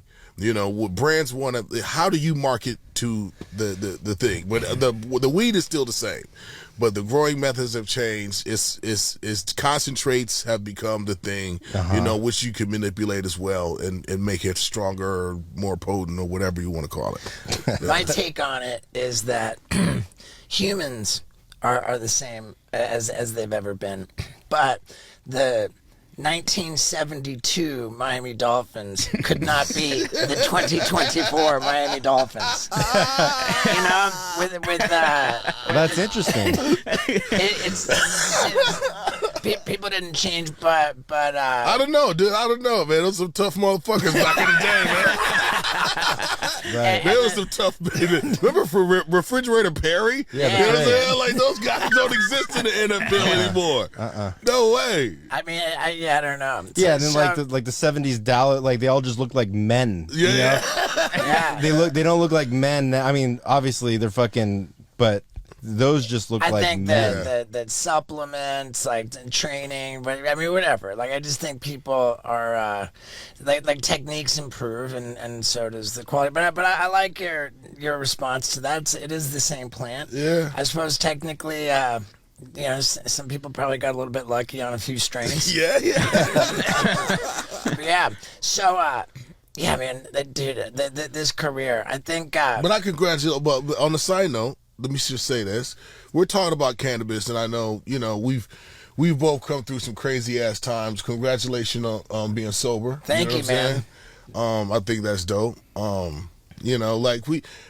just recently quit smoking cigarettes. There you go. I for some dumb reason I started. Like when I was on the TV show, and then it's like I smoked for 3-4 years, and I just like, why am I doing this? Mm-hmm. I was just like, because I couldn't smoke weed all day. You know what I'm saying? Because I was actually doing something. Yeah. You know what I'm saying? Right. So I picked up this dumbass habit, and then I just stopped. It's just like just this soothing thing. So Right. I understand it's a constant thing, and that's just on a small level. So, well, I appreciate it, man, and I'm super grateful for my sobriety. I'm also not California sober, so it's been a long time since I smoked the weed. And if I'm honest, I feel hard done by sometimes. I really do. Like when I don't like to smell weed. Because number one, I love the smell of weed, and when I smell it, I feel like, oh man, I just wish I could smoke it. And also, like when I'm smelling it, I just know that I'm breathing it into my body, and I just can't have it in there. So, Wow. I mean, I'm not saying that I'm not glad I'm sober. I'm absolutely glad I'm sober, but. If I could smoke weed and get away with it, man, that would be cool. Wow. I just don't believe that I can. Okay, so when you say, I'm just asking questions. Yeah, go for it. So when you say you can't get away with it, meaning that is a personal kind of boundary you set for yourself, or do you know that weed is really going to lead to something else, or a relapse or whatever you? Yeah, the way you that think that. The way I describe it, my weed bone is connected to my booze bone, which is connected to my coke bone, which is connected to my pill bone. Wow. And I'm off the rails. I go 0 to Charlie Sheen. Like in a very short time is what I believe. I just don't want to test it. Yeah, understood. I'm much better off. But yeah, you know what? I'm not mad at weed. I think I would compare it to if I was diabetic. I couldn't have sugar. That doesn't make sugar evil. It doesn't make me think like, oh, you're bad for having sugar. It's just I can't have it. Right, understood. Do you think it should be federally legal? Absolutely, and Yeah, it's for interesting. sure. Our guy Isaac is bringing up news articles on our screen here. And marijuana is very much in the news. 3 weeks ago, we've got most Americans want legal pot. Here's why the feds are taking so long to change old rules. can we just say thank the heavens that Americans are not having that same problem with Blue Chew tablets? What are Blue Chew tablets? Well, they're delicious, chewable tablets that have the same active ingredient as both Viagra and Cialis, except they only cost a fraction of the price. And for the listeners of the Wild Ride podcast, get a load of this. You can get an entire month's supply of Blue Chew tablets completely for free. All you have to pay is $5 for shipping. It's one of the greatest deals that you could ever be offered. And Blue Chew tablets happen to be a ton of fun. I personally loved taking them, and then about 30 minutes later, ushering my lady into the bedroom for some intimacy. And let me tell you, she loves it too. Now, if you want to give this a try, what you do is you go to bluechew.com and use the promo code STEVO, and you consult with the medical provider right there on the website. It takes just a couple minutes, and then boom, you've got your prescription and an entire month's supply of Blue Chew tablets completely for free. All you pay is $5 for shipping. And if you've ever been wondering if it might be a lot of fun, let me assure you, it is. So get on over to bluechew.com and use the promo code STEVO, and let's get back to it. Yeah, they can't tax it enough. And they don't. They actually we're the guinea pigs. Us out here, California being the biggest market. They're trying to figure out how to tax it. They haven't figured it out. They don't know what's too much. They don't know what's too little. What's the tax on it now? Like 25%? Fuck, I wish. It's really? It's at the end of the day, with all the taxes, because every step is taxed. You go from distribution to cultivation to manufacturing to retail. Every step of the way is taxed, which is it's overregulated, overtaxed. We pay more than alcohol and tobacco, which is absolutely crazy. So I would say at the end of the day, you're looking at more like 30-40%. For each dollar that goes out, right? And that's before you get to with no write-offs. Wow, that's before you get to your your state income tax, your federal. Correct. And then you also have to keep your overhead. You also have to, no matter what industry you're in, whether you go from seed to sale, whatever industry you're in cannabis, you are barely making margins, and everybody is robbing Peter to pay Paul, which is a disgrace. So what they're doing is they got us in this little bubble.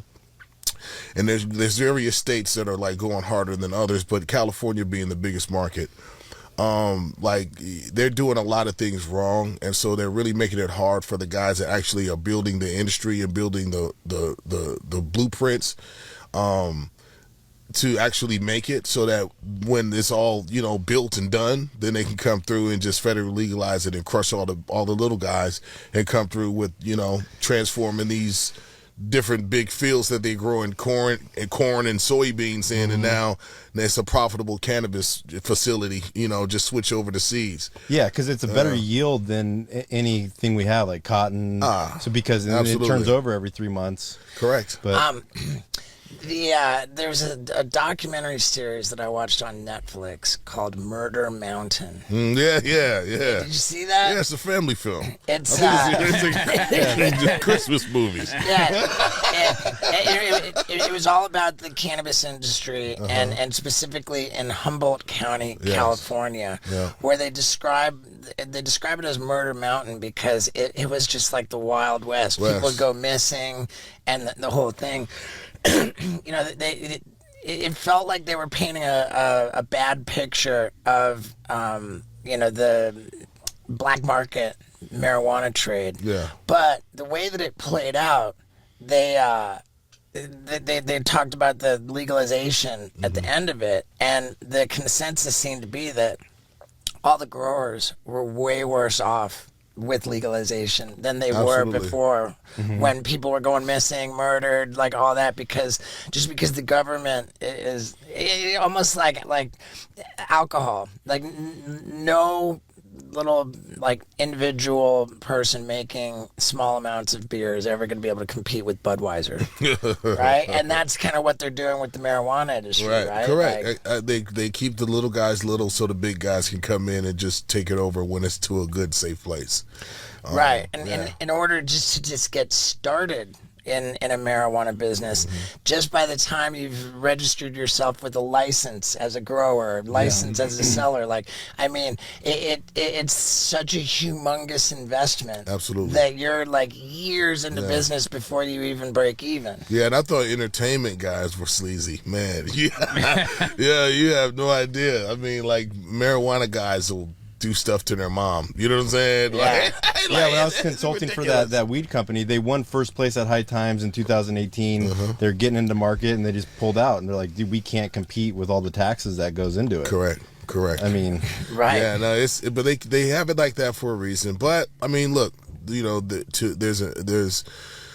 there's a good reason to stay and fight if you've already did the legwork and done enough in here. Like, I built 2 brands. I've been, you know, part of some big groups. I've seen a lot of the bigger transactions happen in cannabis. And, you know, I have my first store opening in Bel Air on the 16th. Wow.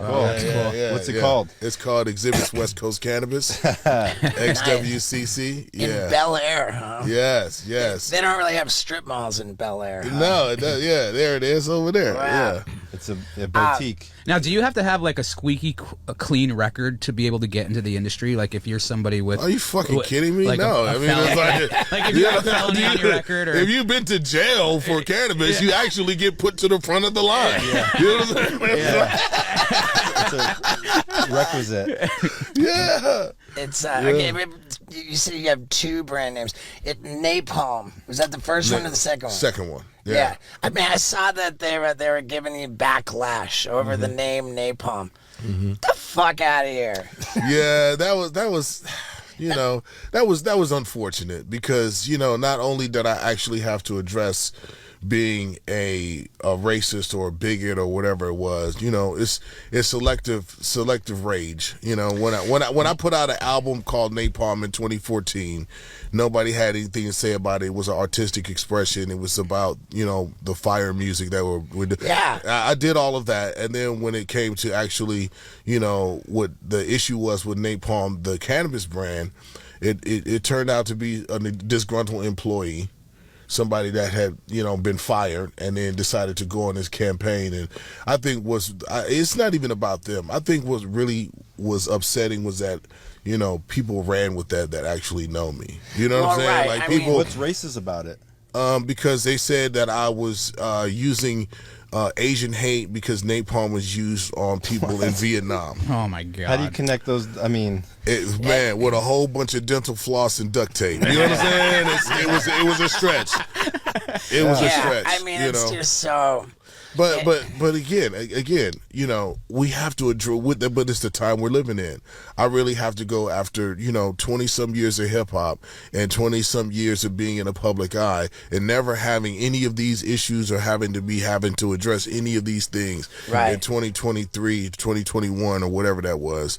I have to tell people that I'm not a racist. Like, you Yeah. know, like I think I would know. Okay, never mind. We're just gonna go past. You know what I'm saying? I think if anybody knows about fucking racism, it'd be me. You know what I'm saying? yeah. Right. What's your preferred method of smoking? If you had one, I like to roll a joint or a blunt or something like that. But more papers now. You know what I'm saying? Like I'm 49. You know what I'm saying? Like I used to be able to drink a whole Hennessy fifth. You know what I'm saying? Some called In one it a setting, problem, yeah. some But called I it a call it a gift. gift. But my body, I've learned that my engine don't work like that no more. Right. You know. Yeah. You know, it's hard. You know, it's just you have to listen to your heart, your soul, your body. You know, and for me, you know, I used to go hard, but you know, for who am I doing that for? You know what I'm saying? It doesn't feel good. So, you Yeah. know, right now the little joint, a fucking glass of wine, boom, I'm good. Me and my Probably the lady, best we're feeling in the world. chilling. That's it. You know what I'm Yeah. saying? Like I don't fucking need to fucking drink a whole bottle Yeah. and not remember what the fuck I did the night before. You know what I'm saying? I applaud you for not changing the name of napalm. Yeah, I for think- real. Never. Yeah, I mean it's fire. Yeah, you have to you have to prove to me and the rest of the people that this is the specific reason I use this name. You have Right. to prove. It's not for me to prove. You have to go and show this Yeah. pathway of evil Yeah. Right. that I'm supposedly on, and it's your burden of proof. Yeah. Go ahead. Good luck. We live in we live in crazy times. Why did you choose Bel Air? It chose me. Ooh. I felt that. That's so great. Okay, so people are so sensitive these days, but still, like my personal observation. Watch me get in trouble for this, but you know, like with the Me Too movement, it started in 2017, right? Like way back then, but still, people keep coming out of the woodwork. Like, how do they not get everybody? You know, like how do they not get everybody? Where after all that, like, what was it? Just like this past year, maybe 6 months ago, all of a sudden it was Russell Brand. Like, how did that not come up over the last? Well, the Tate brothers just got arrested again last night for Right. some assault shit in UK. And I say that pointing to how it was years ago, X, that you called it out. You blew the whistle on Diddy. And he, and You he see, that was a still- long segue into that motherfucking Steve. I'll see you. Yeah. He was like, "Let me get around this corner." I see what you did there. I'm telling you, how I did see he what you did. Dude, I'm not fucking talking about that. He stayed under the radar. All right, man. We don't even need to go there. Yeah. But man, I mean, it's crazy. It's crazy. Okay, now, and I don't think we need to overly get into the man, how fucked up it is that shit you did to those cars. man, it's messed up what you did. Yeah, I know. I did it. I was down there. I did every single piece of that shit. Yeah. Nah, it's crazy, man. The amazing times that was had with MTV involved. I'm gonna have to say ditto. I had a lot of good times back in the MTV days as well, but sadly back then I was not a picture of health. And these days I am a picture of health, and a very big part of why is that I drink enough water now. You gotta stay hydrated out there, people, and you gotta do your part to save the world. And that's why Liquid Death is the water to drink, because it comes in infinitely recyclable cans, which are good for the environment. Do you know that at the rate that we're going, by 2050, plastic is going to outweigh fish in the ocean? I mean, jeez. Liquid Death is what it is all about. And if you go to liquiddeath.com/Stevo, you'll find all their whole range of healthy, infinitely recyclable beverages. And if you go on Amazon, then you can get free shipping for all kinds of Liquid Death waters and iced teas and everything. And if you want to just grab it at the store, they're in Target, they're in 7-Eleven, I mean, Whole Foods, like they're kind of everywhere. The company has been blowing up because they're awesome people. And if you drink Liquid Death, you're an awesome person too. So check out all their merch. Check out all their stuff, liquiddeath.com/Stevo, and be drinking plenty of water, because that is the fountain of youth. Be healthy, look good, feel good, and save the world. That's what Liquid Death is all about. Now, let's get back to it. You Right. know, even a bigger play for you guys. You know what I'm saying? Like with the whole Jackass run, into sprouting out, you guys having your own solo. You guys were like the Wu-Tang of MTV. You know what I'm saying? You're like, you had the group, and you had spin-offs, you know what I'm saying? Like, wow, that's interesting, man. Yeah, it's like the Wu-Tang clan of MTV. And you guys I like had, that. That's cool. You know what I'm saying? You guys had, like, you know, your show, Bam show, you know what I'm saying? Like, Knoxville, you know what I'm saying? Yeah. Like, it just spread out like that. So, when I came in, it was a time where, you know, they were doing that. They first of all, they put Pimp My Ride on at like 10 o'clock at night. And then when it did well, even at that hour, then it started going up and getting, you know, better slots or whatever that is. Yeah. And so I look at the cultural impact that those shows, your shows, what Pimp My Ride did.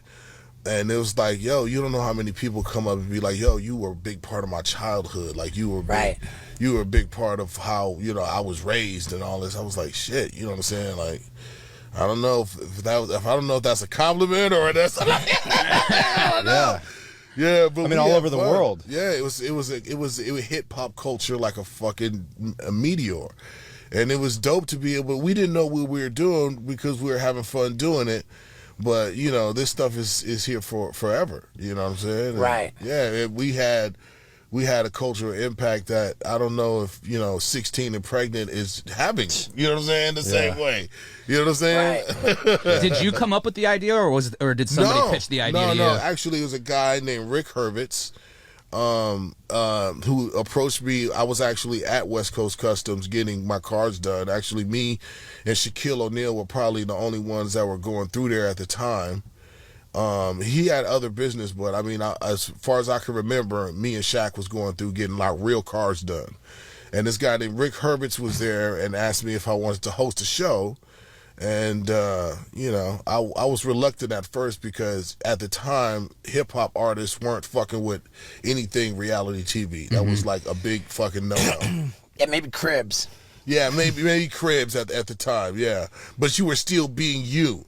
This was a complete departure from anything that I had been doing in my music. You know, like me being funny on camera, that was like, what? My motherfuckers never even smiled in hip hop pictures. Remember it being full-blown conversations when you laughing like this, like, can I take a picture? Like, Yeah. and then go back to it, you know what I'm saying? I saw you said that you just wanted to do Pimp My Ride because you wanted MTV to play your Yeah, I just wanted them to play my fucking music videos. Right, and that's really, really interesting, man. Yeah. So that happens. It's like, what year did that happen? 03 to 06. Yeah. Oh, 03 to 06. But did you get any backlash from the hip hop community for doing it? In the beginning, yeah, because it was new. It was the first of its kind. Yeah. It didn't really have anything to compare it to. Right? But, you know, because this is at the height of like a lot of music that I was doing. You know? Yeah. And so it was just like when this started getting bigger than the music, then I was like, I didn't understand it at the time. And I was I was too close to it. But hindsight is 2020 now. When I look at it now, I was like, thank God. You know what I'm saying? Like it gave me a foothold in global, being a global artist more than any kind of music. It was people that knew about me from the show that knew about my music at certain points. And then when I started doing film, then it kind of like everything kind of catches up to each other. If they looked at the film and didn't know, then they would find Pimp My Ride, or then they would go look for the music, and then it would kind of like they started feeding each other.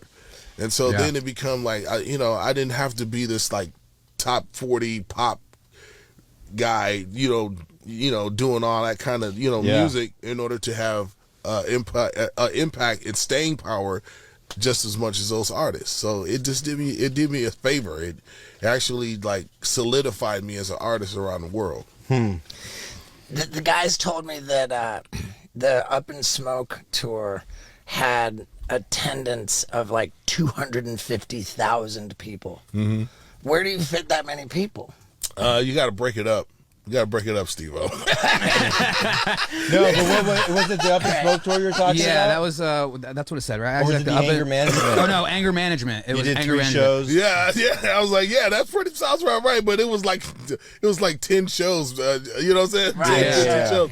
You're talking about the anger management we did in Milton Keys. Mm-hmm. In Milton Keys, it was 250,000 people, 3 days in a row, sold out. Yeah, we're looking that up. We're like, well, how big was Woodstock? And Woodstock was like 460,000 people. Right. So that's fucking massive. Yeah, Milton Keys. Yeah, that was it. It's insane. 250,000 people. You remember that like it was yesterday? I do. 3 nights in a row. It was amazing. Where's Milton Keynes? Milton Keys is right outside of London, in the UK. It's outside Oh, of London, okay. yeah. Got it. All right.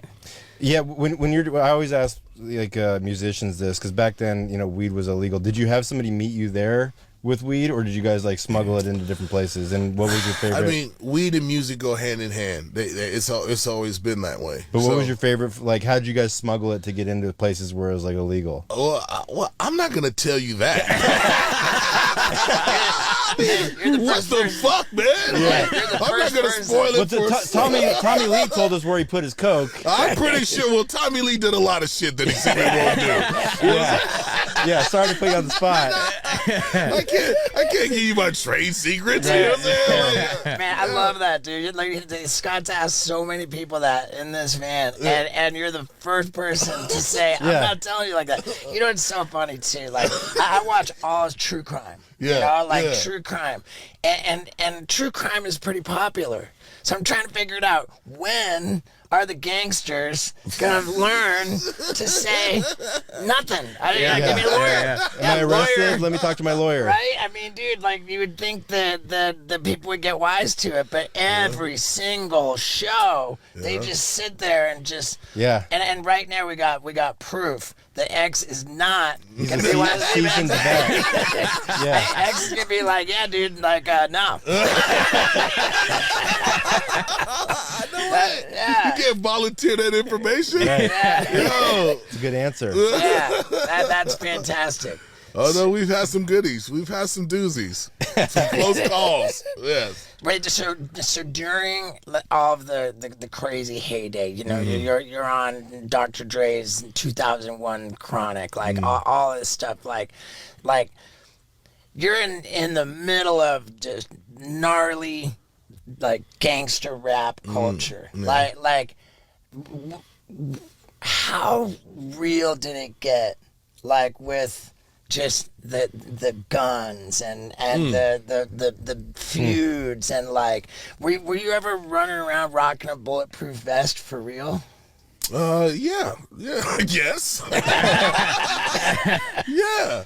But I mean, it wasn't weird and it wasn't new to me. You know what I'm saying? Like, it was a pretty violent shit going on back in the day, but that was happening before I was even in music.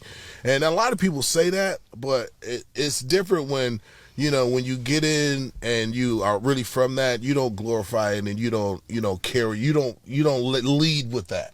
Right, You know what I'm right. saying? You don't lead with your trauma. You know, you're doing this music, you're doing this entertainment to get away from having to be in that environment. So, you know, when it follows you, your past follows you. It goes all the way to the end of your life with you. And so what you got to do is try to balance it, you know what I'm saying? And everybody can't go. A lot of people that I was hanging out with when I was a kid aren't going to exist in the corporate structure. They're not going to understand to carry themselves and read the room and understand what that room is about. Right. You can't scare the fuck out of people bringing the wrong individual into a room with you. Yeah, for sure. Yeah. Yeah. So I chose to, grow with my career. And you know, not everybody can go. You know, you don't have to leave people behind, but you can definitely dictate who walks in the rooms with you. And I think that's what it boiled down to. Yeah, I mean, it got real. It got really real, you know what I'm saying? So a lot of us didn't make it. A lot of us, you know, fell into, you know, having to keep up that image or try to keep up that face, you know what I'm saying? When they're really not like that, you know what I'm saying? And things, circumstances may have changed for you, You know what I'm saying? So stay in your moment. Stay with your truth. You know, fuck no, I don't have nothing to prove no more. I'm good. I don't give a fuck what you say to me. Fuck you. I don't give a fuck. You know what I'm saying? Like, say what you want to say. I'm over here. I'm chilling. Yeah. Right. I'm good. You know what I'm saying? Yeah, like, And I want other people that come from where I came from to get to where I am as well. You know what I'm saying? It's a beautiful thing to live past your 20s, guys. Yeah. It's a beautiful thing to live into your 30s and 40s and see your children grow and see their kids have kids. It's all right to see the grades come in. Motherfucker, no, you're not going to be fucking, you're not going to be Mr. Fantastic all your fucking life. You know what I'm saying? But there's beauty in what these years bring. These are the championship rounds. Yeah. You know what I'm saying? Like live a little. It's hard. It's easy to die. It's hard to live. I couldn't agree more. Plus, it's extra hard to live when you don't have money. So it's time to start making money. When you can build an audience online, why not sell stuff to that audience?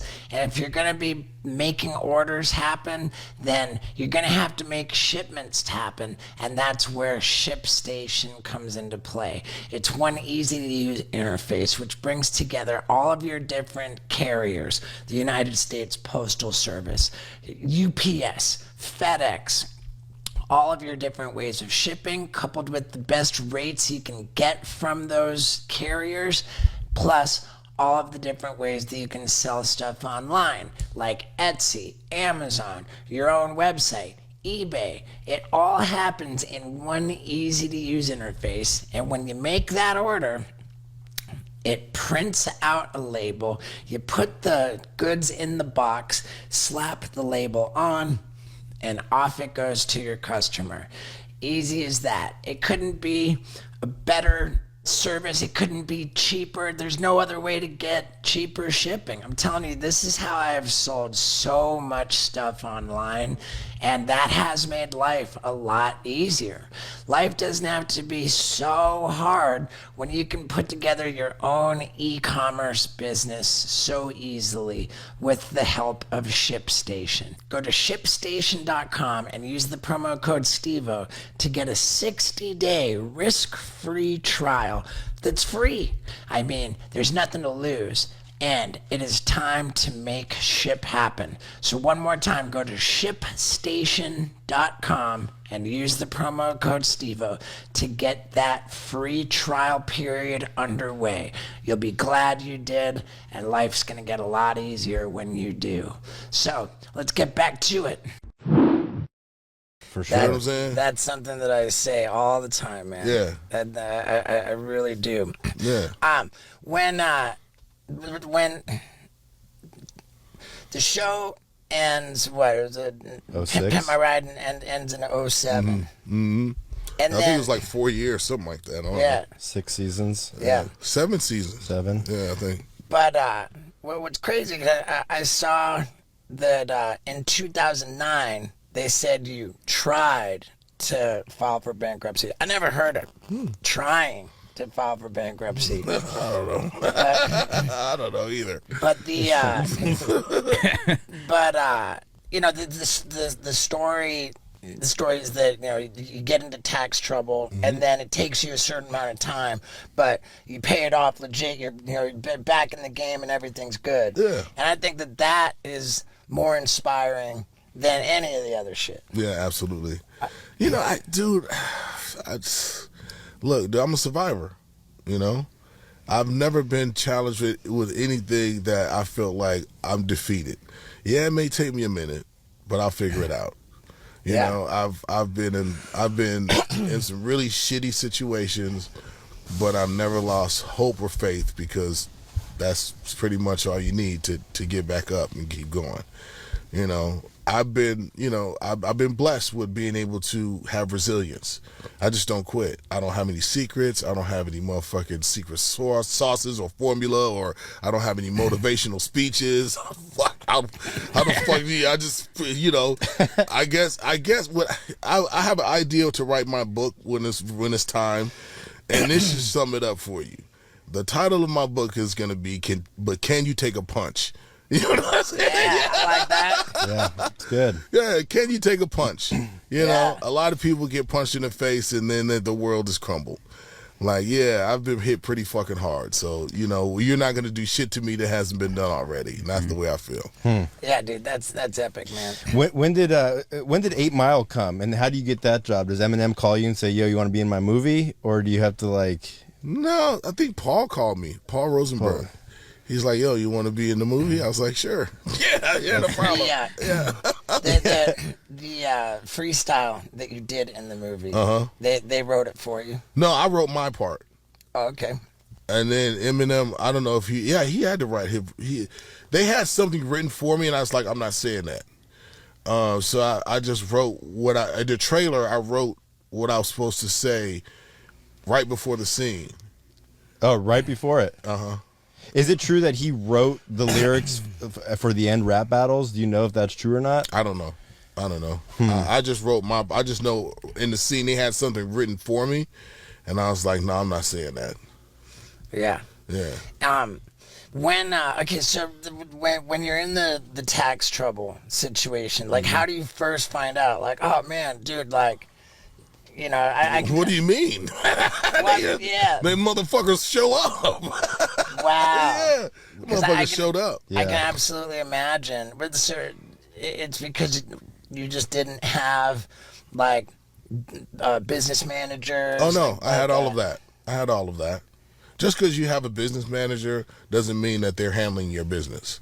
Right, okay. You know, I'm not here to throw people under the bus or point fingers because that's irrelevant at this point.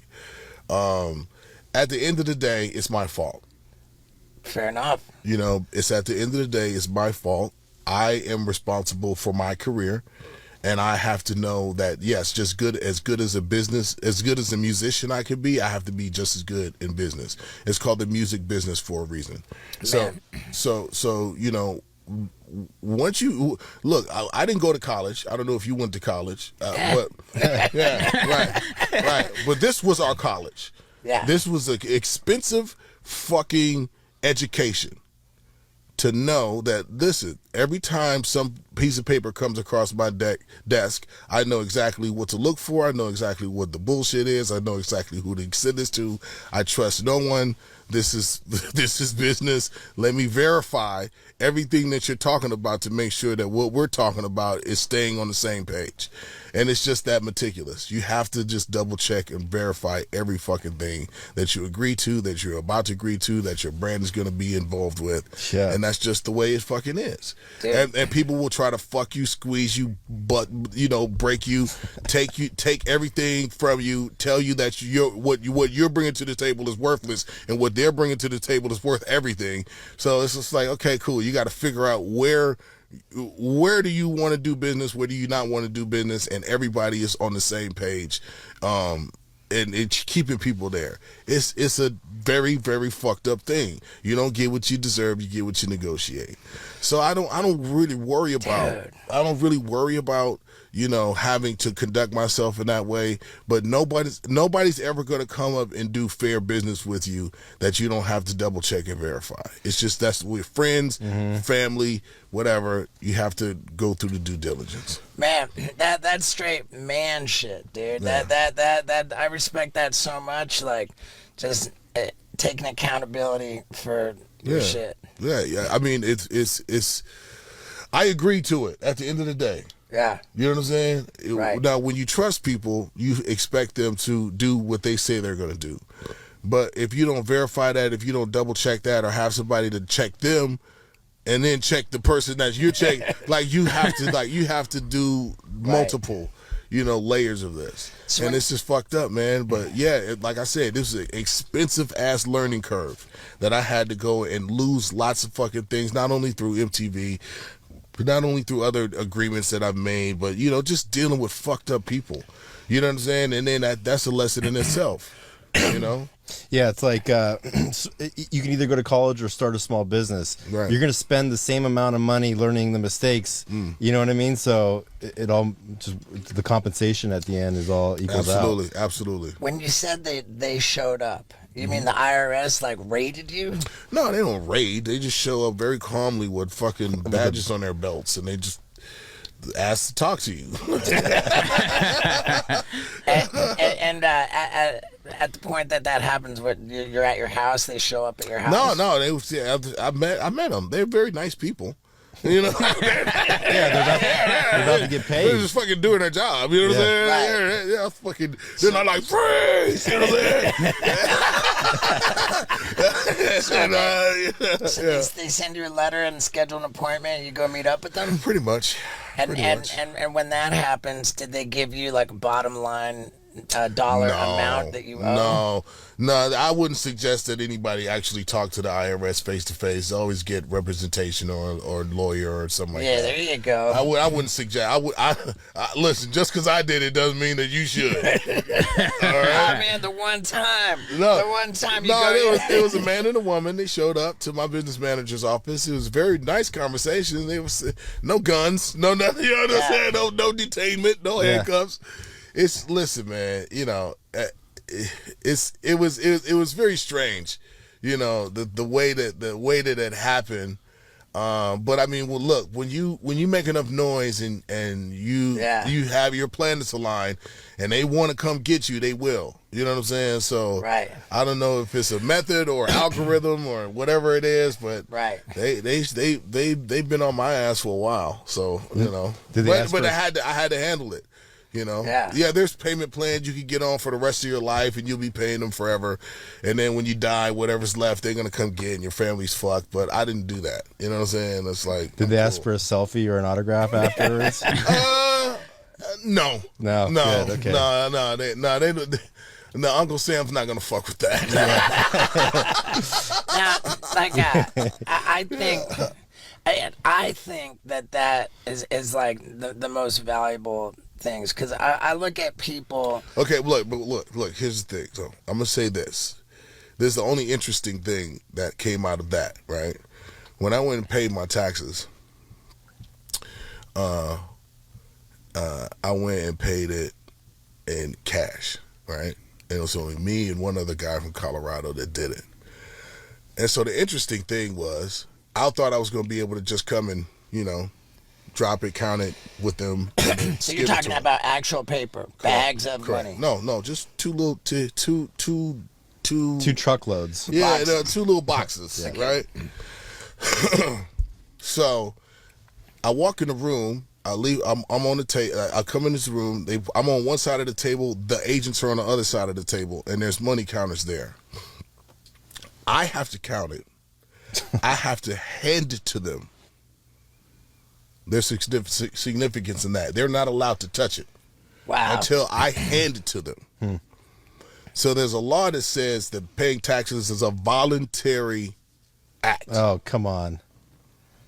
I swear to God. Paying taxes is a voluntary act. So it is illegal for them to actually touch my money until I hand it to them. Give it to them. Okay, but it's also illegal to not hand it to them. Is it? I don't know. From what I gather. You just asked the magic question. They asked Wesley Snipes. As fucking Is it New though? Jersey. You're right. Yeah, I don't know, man. Now the consequences of not handing it to them, Right. it may be so, but it's not illegal. Right. I'm not trying to test that theory. Okay. But You ever think about leaving California because of the taxes? No, I left California. I'm leaving California because of my divorce. It's just too many people in my shit. Can you say where you're going? Huh? Can you say where you're going? Yeah, I'm going right across the street. I'm going to Vegas. I come back and forth. I just read an article.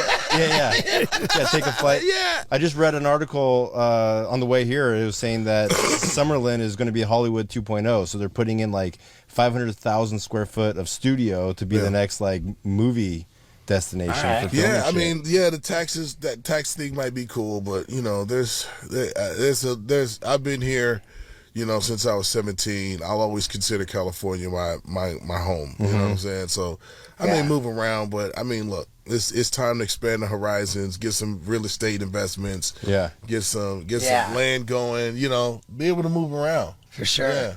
You fly private? Huh? Commercial or private? Commercial. What the Commercial? fuck? Yeah. Well, we just had Birdman. Birdman was like, dude, I haven't flown commercial in 30 years. Okay.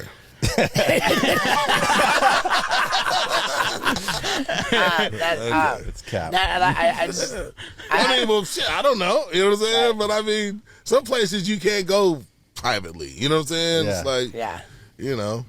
I think you know, just to close the loop on the financial stuff. We've talked to a lot of people on this podcast, and the people who It's hot in here, huh? Yeah. Is it cool if we open up a door? Yeah, Is that go gonna for be it. too loud? For sure. The people who really like I've felt had the most humility are the people who came up and then lost it and then Got came it back, back. yeah. Like and to compare that to people who like don't have it, but they gotta maintain the image if they do have it. That's to me like pure hell, man. I don't wanna be that, man. It's called keeping up with the Joneses. Right. And just like maintaining an image. And there's just it just feels like such a trap to fall into. And I feel like But I mean, the biggest prison cells exist inside of our minds. So for sure. the things that we hold ourselves to, the things that we actually feel like, oh man, I gotta have this on, or I gotta look this way in order to be successful. I tell people all the time. I talk to like kids and shit all the time, and they think it's about this chain, or thinking it's about having this car. I'd be like, listen, man, you know, don't have the illusion of success. You know what I'm saying? Like, really be successful. Put some things behind you. And what the fuck is that? I don't know, man. Somebody. It's probably one of my friends still. Like, come on, dude. It's not 1995. You at least got to have a kicker box. Is he leaving? What's up, man? Hey. Hey, man, turn that shit off, Quest. There you go. Wow. You guys look like he says you guys look like surveillance out here. Yeah. Of course, it's one of my guys. There you go. Yeah. But what were you saying? Sorry. I mean, you were saying about not having the illusion. Oh yeah. of Don't have the success. illusion of success. You know, we have to jump back for this, but I always tell people, you know, we meaning, especially for my culture, want the illusion of success, meaning that, you know, as long as I have this on, I have this car, I have this jewelry, then, you know, people will perceive me as successful. But really, you know, I don't have a real substantial future, generational wealth. I don't have a business that I could pass down to my kids, and, you know, the things that other cultures are really focused on. We wear our wealth. And I always frown down upon that, because, you know, like, I'm part of that too. Like, I have the big chains and the watches and all that stuff, and it pacified me for a minute. But really, you know, real success is being able to, you know, have the, you know, substantial resources for your kids. Your money is a tool. It's not a status symbol. It's right? freedom. Right? To some. You know, but really money is a tool. It's just like a wrench or a hammer. You use it, and some people use it better than others. Some people can become craftsmen. Some people just want to fix the fucking leak under the sink, and that's it. You know, but it doesn't make you better. It doesn't make you stronger, smarter, faster. It is a tool. So I always tell people, you know, build something. My grandfather taught me about money, and now it makes sense. You know, if he says if you can afford it, you know, if you can't afford it 3 times, you can't afford it once. You know, Wow. You know, that's a very simple thing that you can look at and be like, listen, oh, that makes sense. Just because you can buy it one time, like if we get a $900,000 check, first thing you want to do is go spend $890,000. You know what I'm saying? Yeah. with no thought of what that means after taxes and what that is. You know, people let you spend it all day, but that's what goes back to what we were saying before. I have to be accountable for what I was doing and where I was spending and what I chose to do with my money, you know, on top of what they didn't do on my behalf. So it just all turned into a shit show. But you learn, you grow, you come back from that, and then you make something better. You know what I'm saying? Especially if you listen and learn from the lessons that you know we both learn, then you know, we can come in our later days and not be distracted and make better choices with our money and watch it go a lot further. You know what I'm saying? For sure. Yeah. I mean, this is some examples of people we talked to. The lead singer of Twisted Sister, Dee Snider. Yeah. He had I Want to Rock, We're Not Going to Take It, all these huge things. And then it just went away. And the dude literally took a job as a telemarketer when he was Dee Snider of Twisted Sister. And like, and he the humility that he got out of that, you know, like the way that it made him a man, the way that he grew up and just was an improved version. You know, another guy, T-Pain, you know, like that's my guy. Yeah, T-Pain. I really applaud him and see where he's at right now. Yeah, he's done really well for himself. For sure, and I just think that there's a lot to be said for falling on your ass and letting that deflate your ego, and then like moving forward. Yeah. The ego's a motherfucker, man. Your ego is not your amigo. Yeah. So it's crazy, man. And T-Pain also, he talked to us about all the fake jewelry. Yeah. Yes. Yeah. I mean, like if you got real jewelry, isn't that just kind of sucker shit? Yeah. Don't be fooled by them jokers and them rented automotives funny looking in them chokers.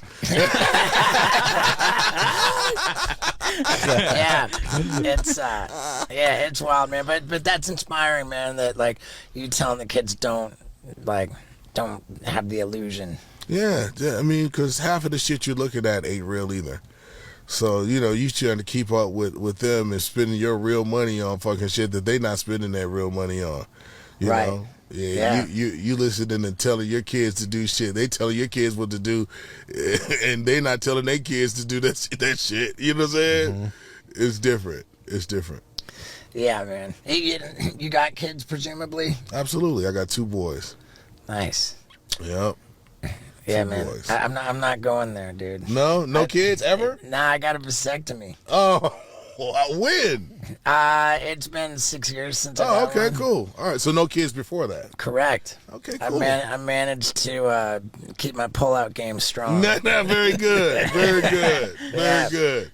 Well, I mean, so what is that? It's by choice. You just don't want kids, or you don't want the responsibility of kids. I mean, it's everything. I really believe that on some level, I respect the magnitude of what that means. You know, like I look at the world with the dwindling opportunity and the rich getting richer and the poor getting poorer and college degrees, they don't mean shit anymore. Everybody's in debt.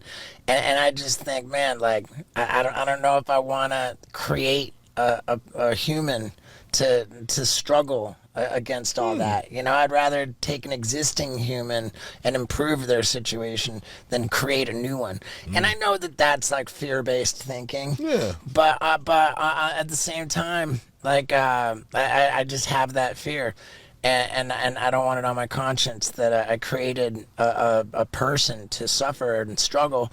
And I also recognize that, man, I'm a busy guy, dude. I don't have time. Well, you got choices, Steve-O. You just described something that it didn't happen like that for me, but I was told, hey, motherfucker, I'm pregnant. You know what I'm saying? So you're having a kid. Right. Yeah. There was no like, I wonder if the ecological... Sitting down and planning it. What the fuck kind of world are you living in, Steve-O? Right. You didn't fuck the right girl, that's all. You had selected. You did good selection, bro. Whatever you was on that night, you was good. That's so good. That dude. Yo, but that's how I was taught. I had my first son at 19.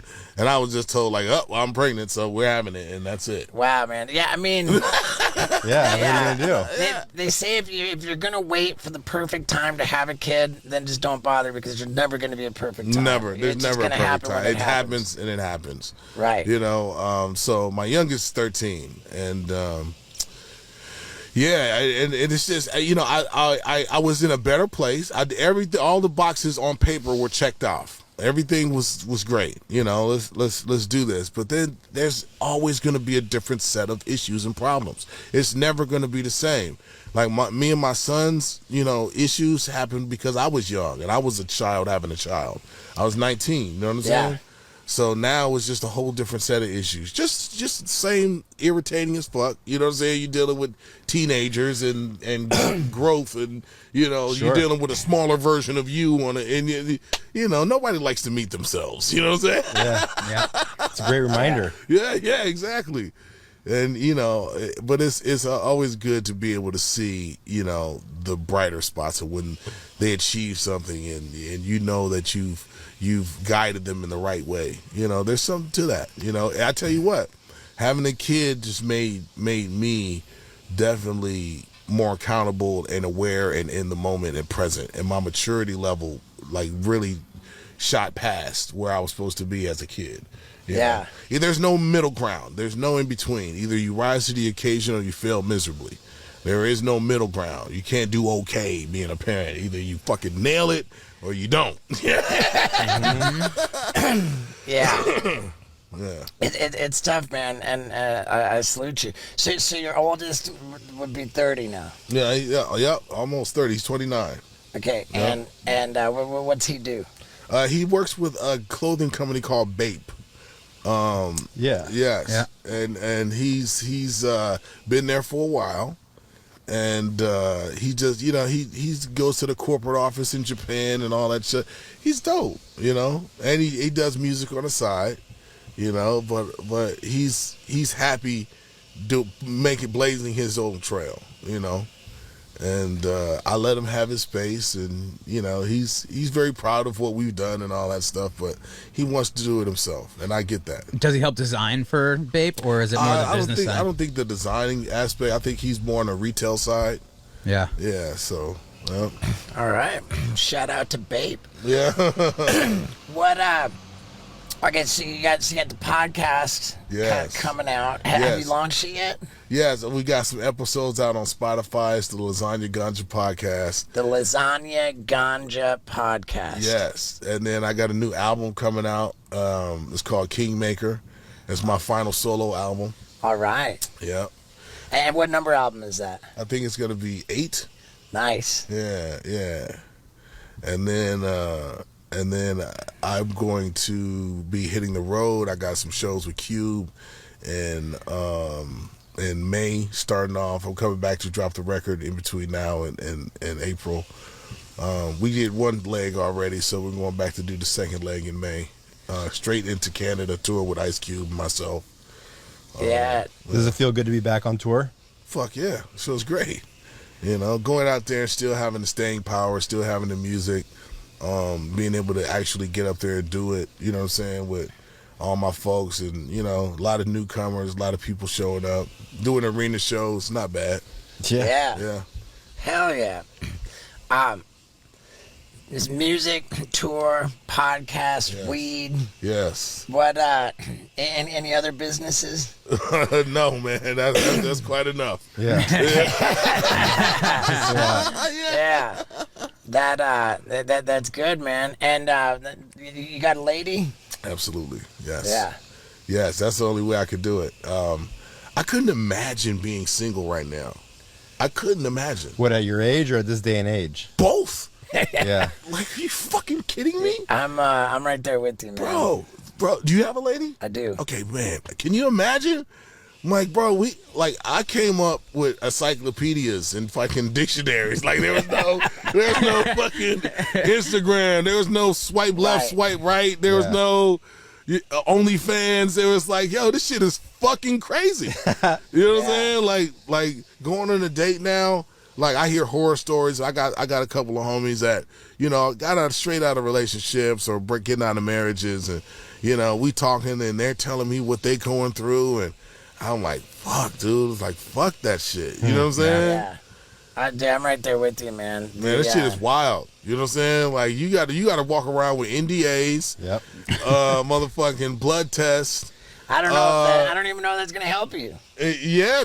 No, you got to do it on the spot. You got to NDA, sign it first. Yeah. And then I'm gonna give you a blood test. I got a little quick response to see if you got them alphabets going. You know what I'm saying? Right. See if you got any alphabets. You know what I'm saying? Right. And then we gonna do some more shit. Like I got my therapist here. She gonna give you a quick little hour. You know what I'm saying? Come back, ask some important questions. You know what I'm saying? Before we change any body fluids, let's do a little COVID test. Yeah. Along with a little, you know what I'm saying? Hey, you got to have it all right there. You know what I'm saying? It's like damn near fucking getting into another country. Right. Harder. Yeah, but you got to go through motherfucking, what do you call it?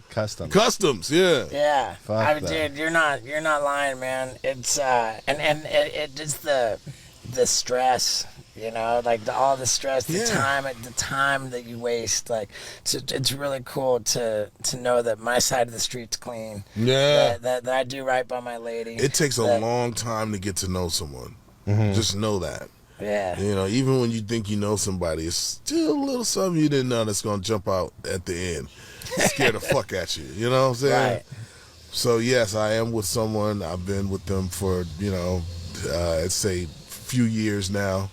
Everything is going great. I'm okay. I'm good. I couldn't imagine going and trying to meet someone new. Yeah. Like, that was fucking absolutely not part of the equation. Right. Yeah.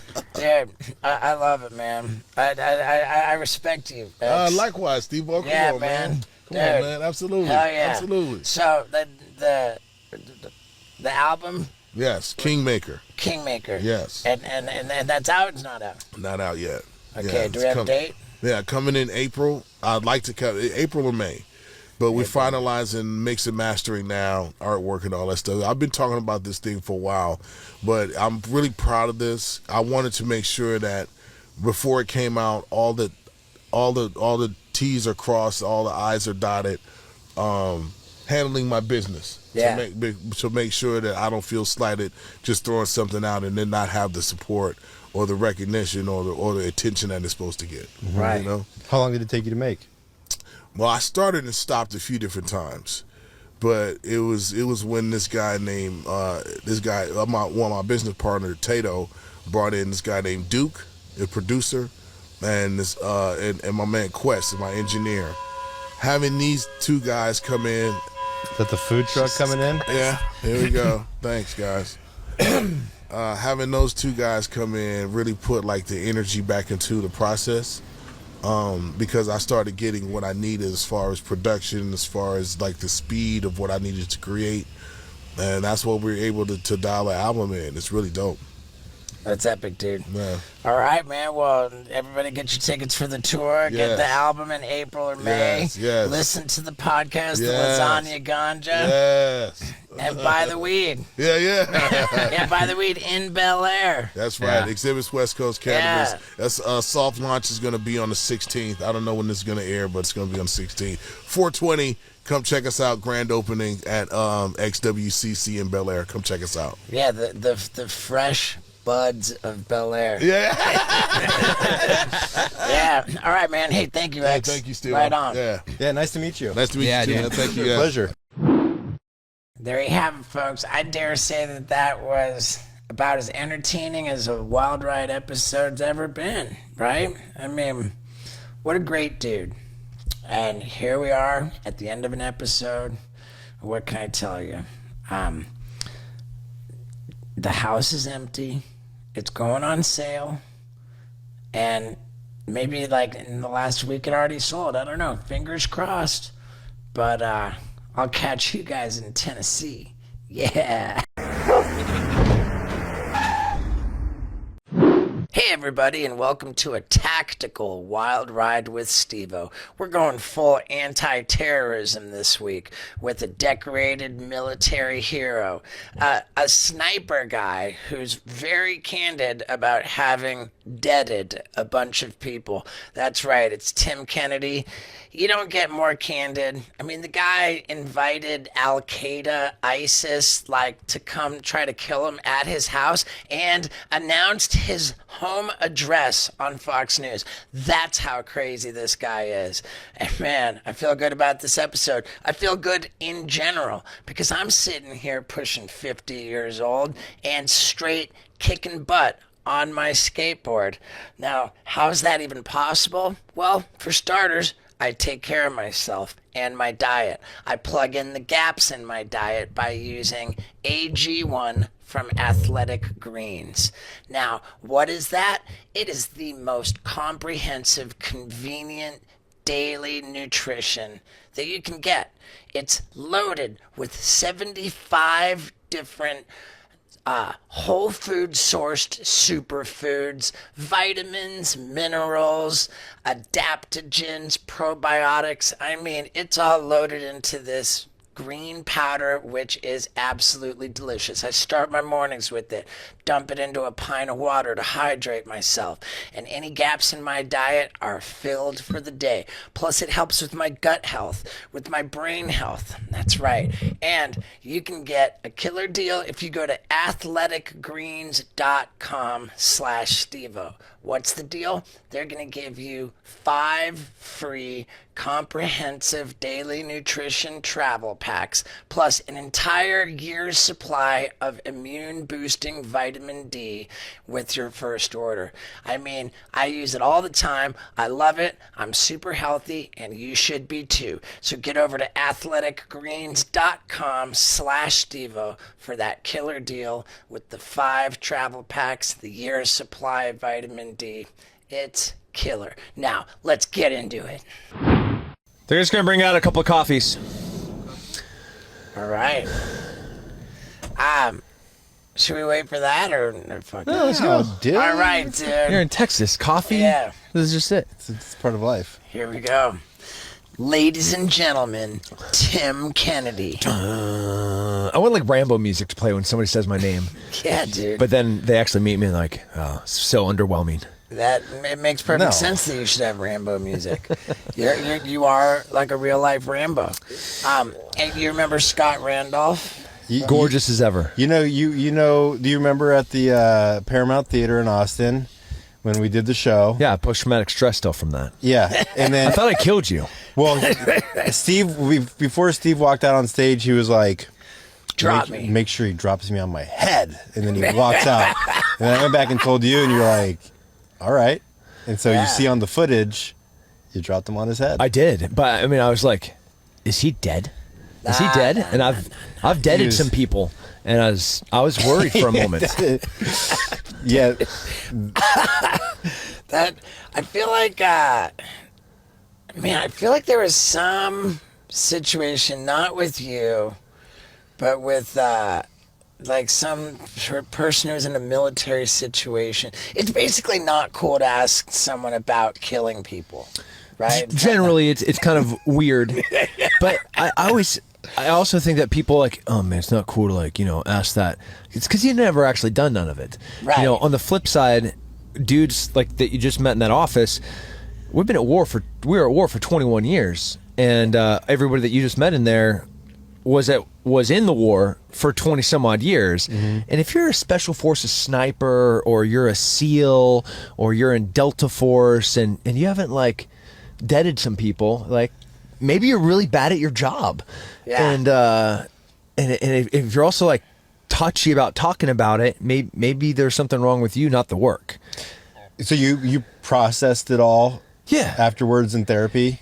Well, I mean, in life, I didn't have in MM. You processed it all in MMA. Yeah, ring? like I got a great family, I got great friends, so like definitely processed, definitely like talked, and I'm still in the business, so like I just got back from overseas a couple of days ago and went straight into hunting, and got back from hunting. Those pictures I sent you as I was driving back. Dude, I was epic. like, I'm so tired. And you are active military as we speak. And, Well, right now I'm on your awesome couch in this cool van. This is a great van. Yeah, thanks, man. It's a fun gimmick, dude. We do very well bringing the studio to the guest. Is to make this a yak? That is as That's fake fake. as could be. Yeah. But I want to say that like I'm an outspoken animal guy. I love animals. Me too. I super respect the hunting. I want to say that on the record. Real hunting. Yeah. Yeah, because there's some people that do some wacko stuff they're not real hunters, and we hate them, and we eat them for lunch. But I really appreciate you saying that. Yeah, I mean, trophy hunting, I think is whack. I don't respect that. I hate it.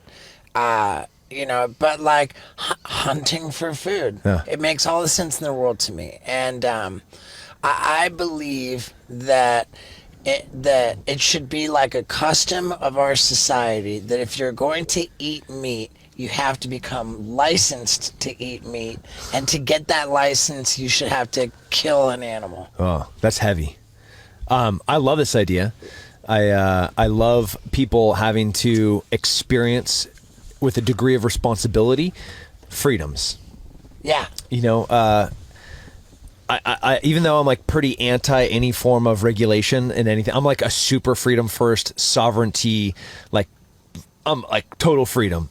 I'll bake you a cake full of weed for my gay neighbor. Don't care. Do whatever you want as long as I get to be free.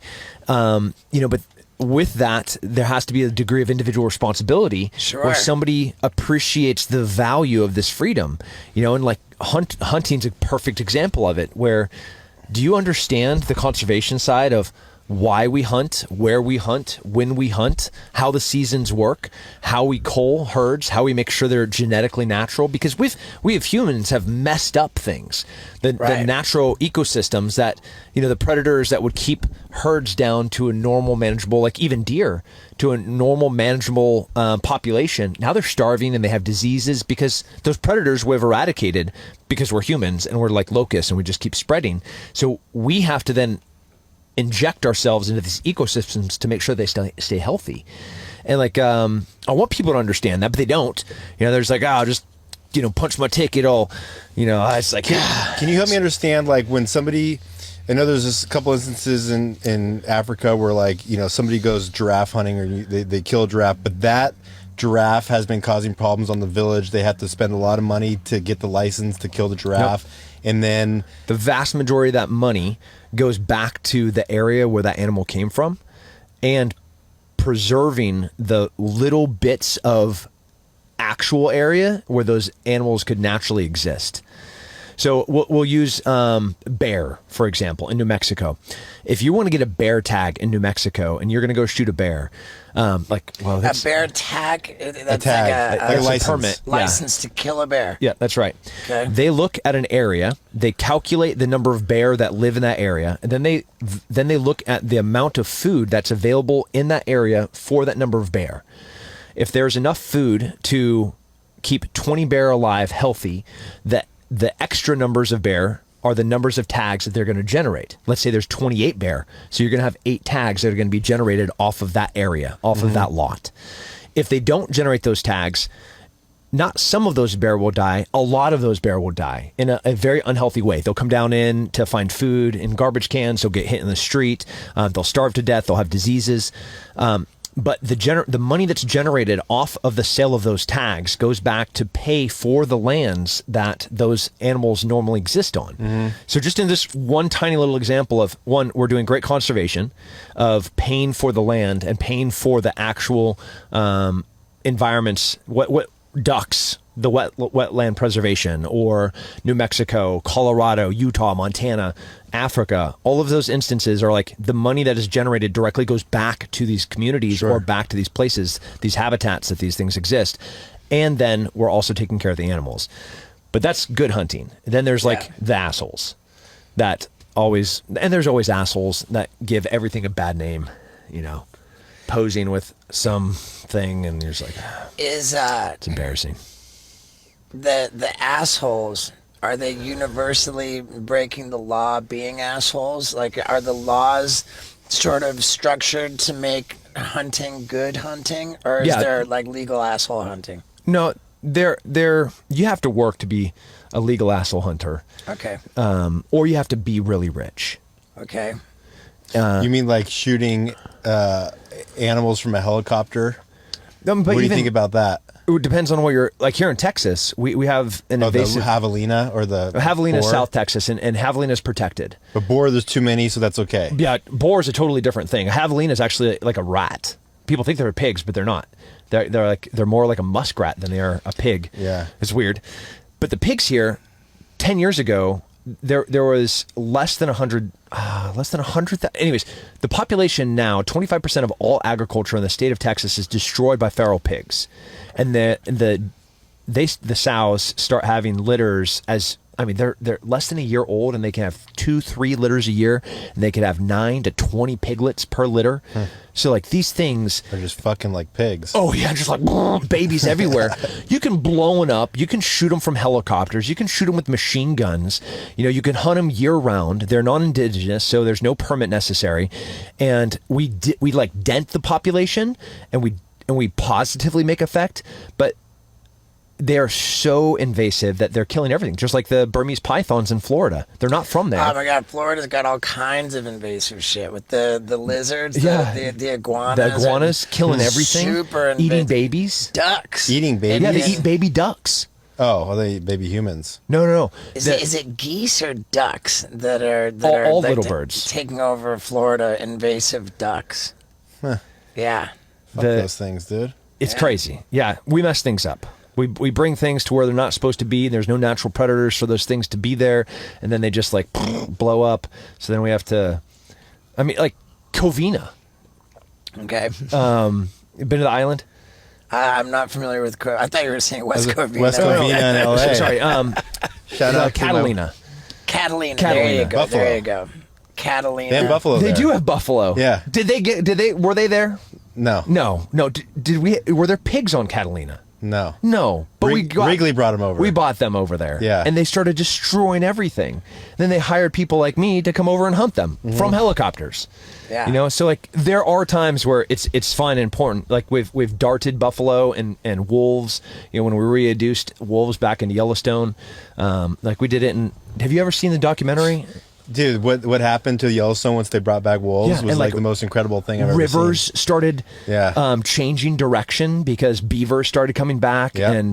or the beaver population started being controlled. It was just like by the introduction of an animal that should have been there, but then we messed it up, and then they killed him. Then they came back. Have you seen that love documentary? It was like nature. it's like 8 minutes on YouTube. Like what happened to Yellowstone when the wolves came back. I'm not aware of that at It's all. amazing. I got the chills Yeah. just talking about it. They literally changed directions of rivers by introducing an animal that used to exist there, but then we messed it up, and then we reintroduced the It animal. brought order to like the whole deal. So does that count as a regenerative farming? Yeah, I think so. Yeah. I mean, it's crazy. I am. I like having you in Texas. Thanks, bro. I like this. I'm stoked to be here. I'm fascinated with like what I perceive to be a very vulnerable and precarious society, like increasingly so. Like the dollar, like the debt, like the American government seems to be such a Ponzi scheme of just debt, and it's all so unsustainable, and it's all around the world, and I feel like we're just at the cusp of some imminent gnarly collapse. We just hit 8 billion people yesterday. Sure. Yeah. And the $31 trillion in debt does not count unfunded liabilities like Social Security and Medicare. The house like, of cards is built pretty high right now. the house of cards is built extremely high. And I'm and- trying to imagine in the case of the inevitable collapse, it's really just like a matter of when. Like, does martial law become a thing? And is there like training going on in the military for Who do you work for?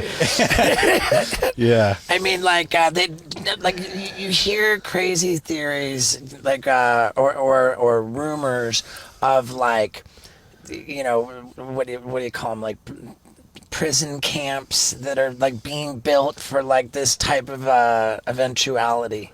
Yeah.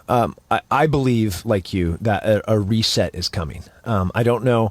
I think we got to see how fractured and fragile society it is during COVID and during the civil unrest, like the Antifa, BLM. Those things were happening concurrently, right? Or towards the end of Trump's presidency. We saw cities burning. We saw riots. We saw horrible things that you'd never imagine happening in the United States happening. And most experts think that 3 meals, people missing 3 consecutive meals, is how much it takes for anarchy and chaos to really come over, take over, right, where neighbors are doing gross things to neighbors to try and put food on their table.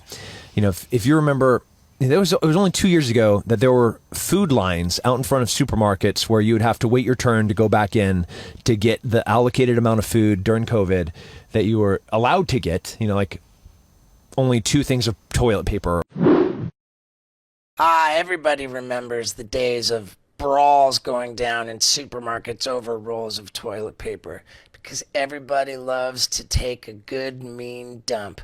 Now, this episode, of course, comes out on Thanksgiving. The day after Thanksgiving, it's called Brown Friday. You know why it's called Brown Friday? Because it's the plumber's most busy day of the year, because people are taking huge dumps of that big Thanksgiving meal. And I'll tell you, when you take a dump, you want to take a complete dump. And in order to do that, you need Squatty Potty. It's a killer little stool that fits around the base of your toilet. By putting your feet on it while you take a dump, you put your body into a crouching position, which it was intended by Mother Nature to be in for dumps.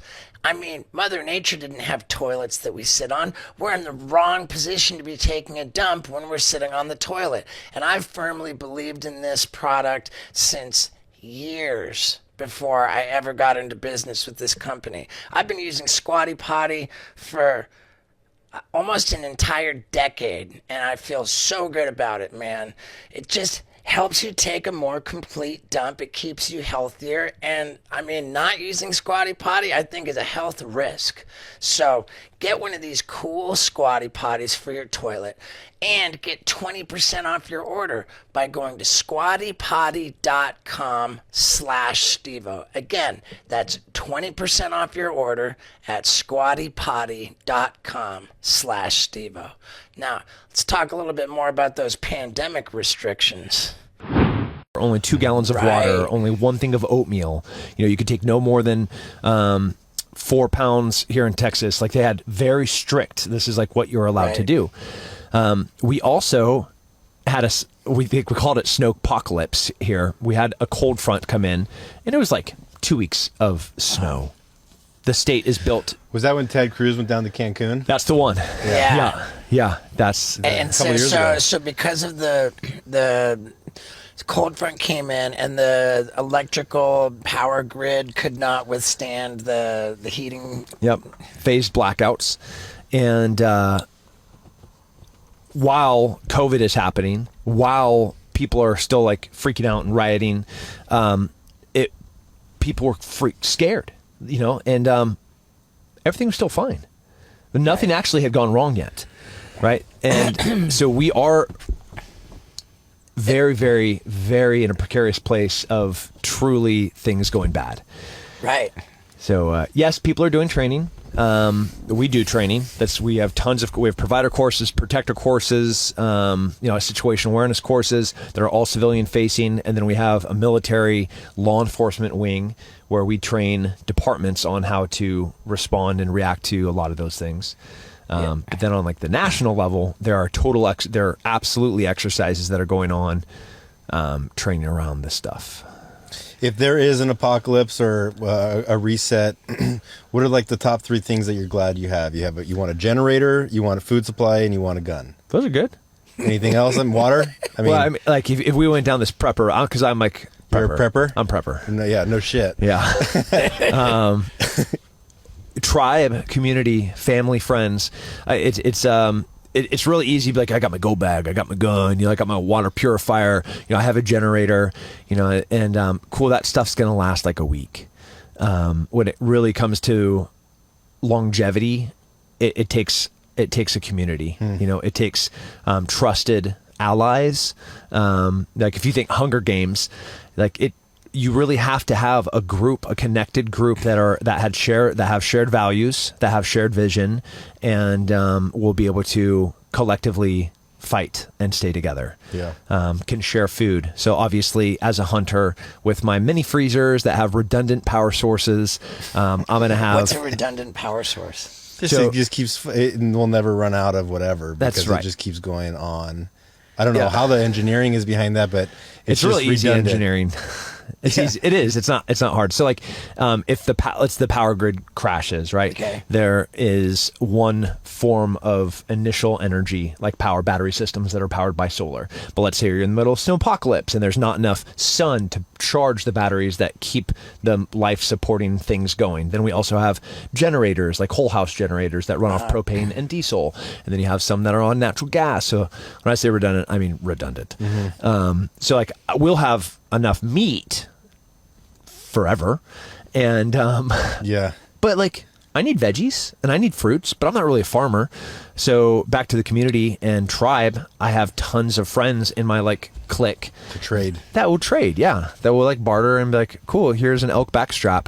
Can I have some artichokes and some zucchini?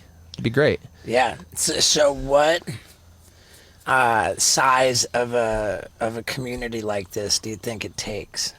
20, 30? 20, 30. Okay. Takes a village. Yeah. Yeah.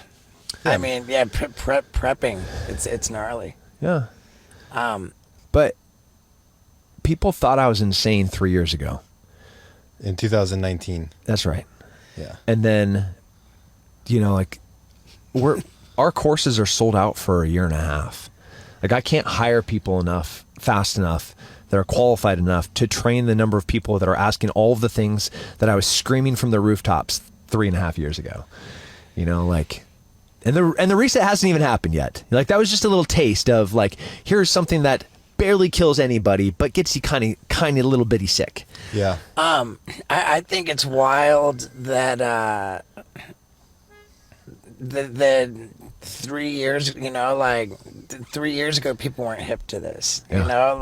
Long. You got into it a little while ago. I got into it in 2010, 2011. What, you read something, or Because my dad was telling me that the dollar's gonna collapse. Buy gold. Don't buy a house because a house in America is going to be like a cabin on a sinking ship or something.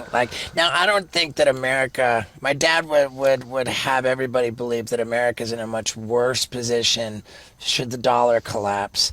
But I just think that the whole world is so joined at the hip. It's I have a Canadian passport, so I've thought about don't go there. Yeah, that's not going to be any better. Yeah, I don't think I don't know that it's going to. Trudeau's going to give you freedom. Come on. Yeah, but I think about it a lot, just in general, and the writing was on the wall a long time before COVID, and then we really sped up the process with COVID, with the money printing, and then now with the hiking up the interest rates to try to combat the inflation, it feels like all we're getting is stagflation now. Yeah. Right? Meaning that inflation's out of control and nobody has any money. Yeah. Yeah. This Q4 of 2022, retail wise, I think it's going to be a really great indicator for people to recognize how dangerous financially a lot of people are. There's a lot of debt that was carried over from COVID when people were out of work or, they're getting locked out of their apartments. the property owner couldn't kick them out yet Right. because they're frozen and they weren't allowed to kick anyone out. Right. But that property owner now has 7 properties, and 6 of those people haven't paid. So like that property owner is now in bankruptcy with the bank. Like all of that's going to be cascading. And, Well, you saw Amazon, Meta, and Google. They're laying off tens of thousands of people. Twitter fired 3,000. Like, there's like 35,000 Right, jobs but- as of today done. Yeah. yeah, And- right and after when- the midterms, by the way. And gas just went down. No, gas just went up. What? But it's like $2 here. Yeah, you're in Texas. Yeah, it's like 5 or 6 in California. Yeah. You're in Texas. That's all taxes. That's California taxes. Jesus. Meanwhile, The price of oil is has $88 a barrel. It's It's like the lowest it's been. There's not the No. lowest it's been. It was way lower in the pandemic because nobody was driving. during the Trump era, it was half what it is right now. 40. Yeah, Yeah. that's. I mean, typically, like historically, oil's about $100 a barrel. You know, so there's no fucking reason why gas should be so expensive. No, it's crazy. This is Are you with the theory that oil is never ending and it's always regenerating? Yeah. And they just have the scarcity tactic of like it's running Diamonds. out. It's just always going to regenerate itself. yeah. I mean, it's not like we're not all of the stuff that is in the center of the earth came from the earth. So You know, it's like- just always going to be there. yeah. Yeah, why wouldn't And it? finding more of it, and we're getting better at finding it. And Right, with the fracking and the sands. yeah, and you are in a very energy-rich state. So when you start talking oil and natural gas here in Texas, people are like, they get really. It's a huge industry here, and they get angry. With the current, passionate, good word, about how ignorant the rest of the country is about it. I mean, the fact of oil. This is Black Rifle coffee. Well, it's really good. I really like it.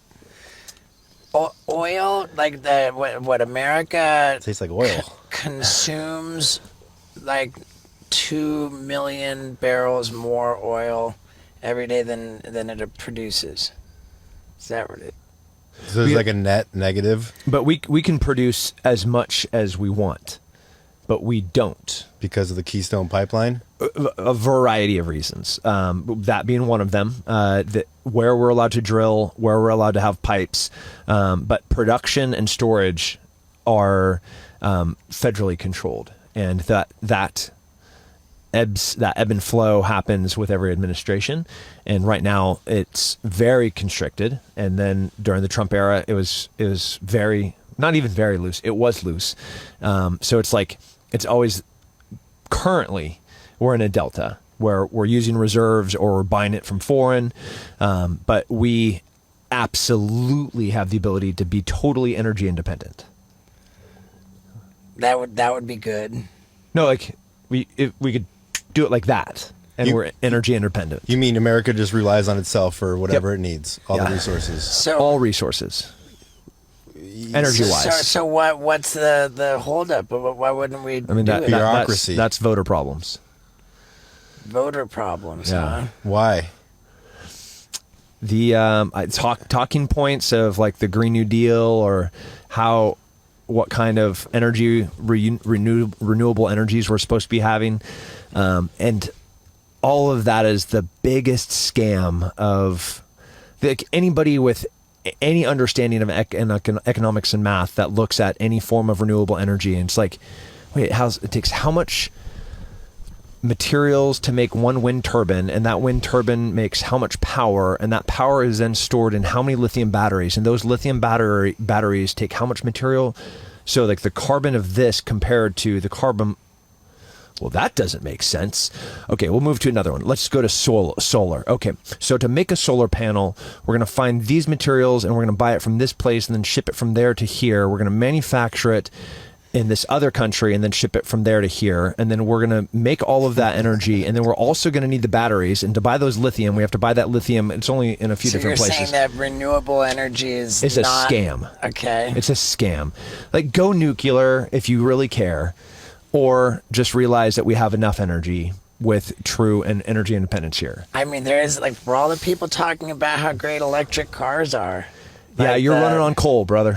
Like, I love your electric your electric vehicle. I have a Tesla. Yeah, cool. You charge it with coal, or you charge it with any other fossil fuel.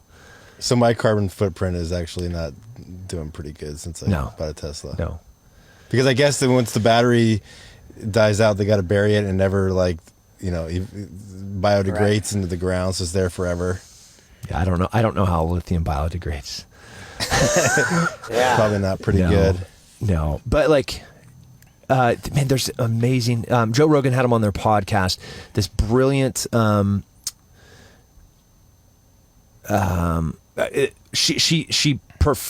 He wrote a book on.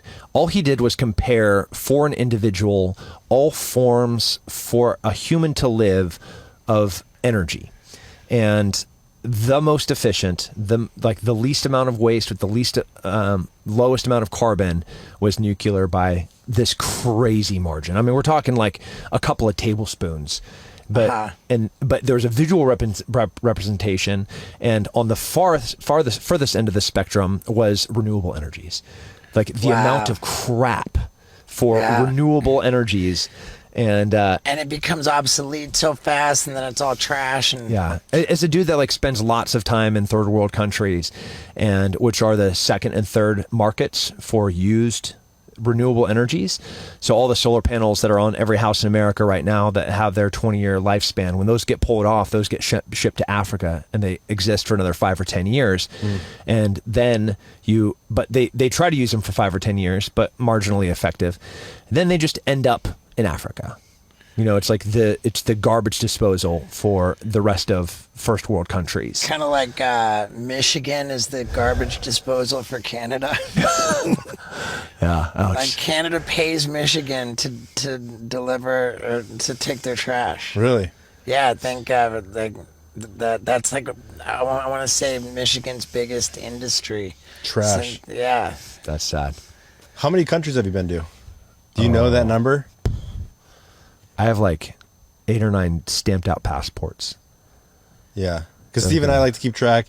I'm at 50. He's at 55. But I'm wondering. I think I'm at 58. He's like, I can only talk about the 50.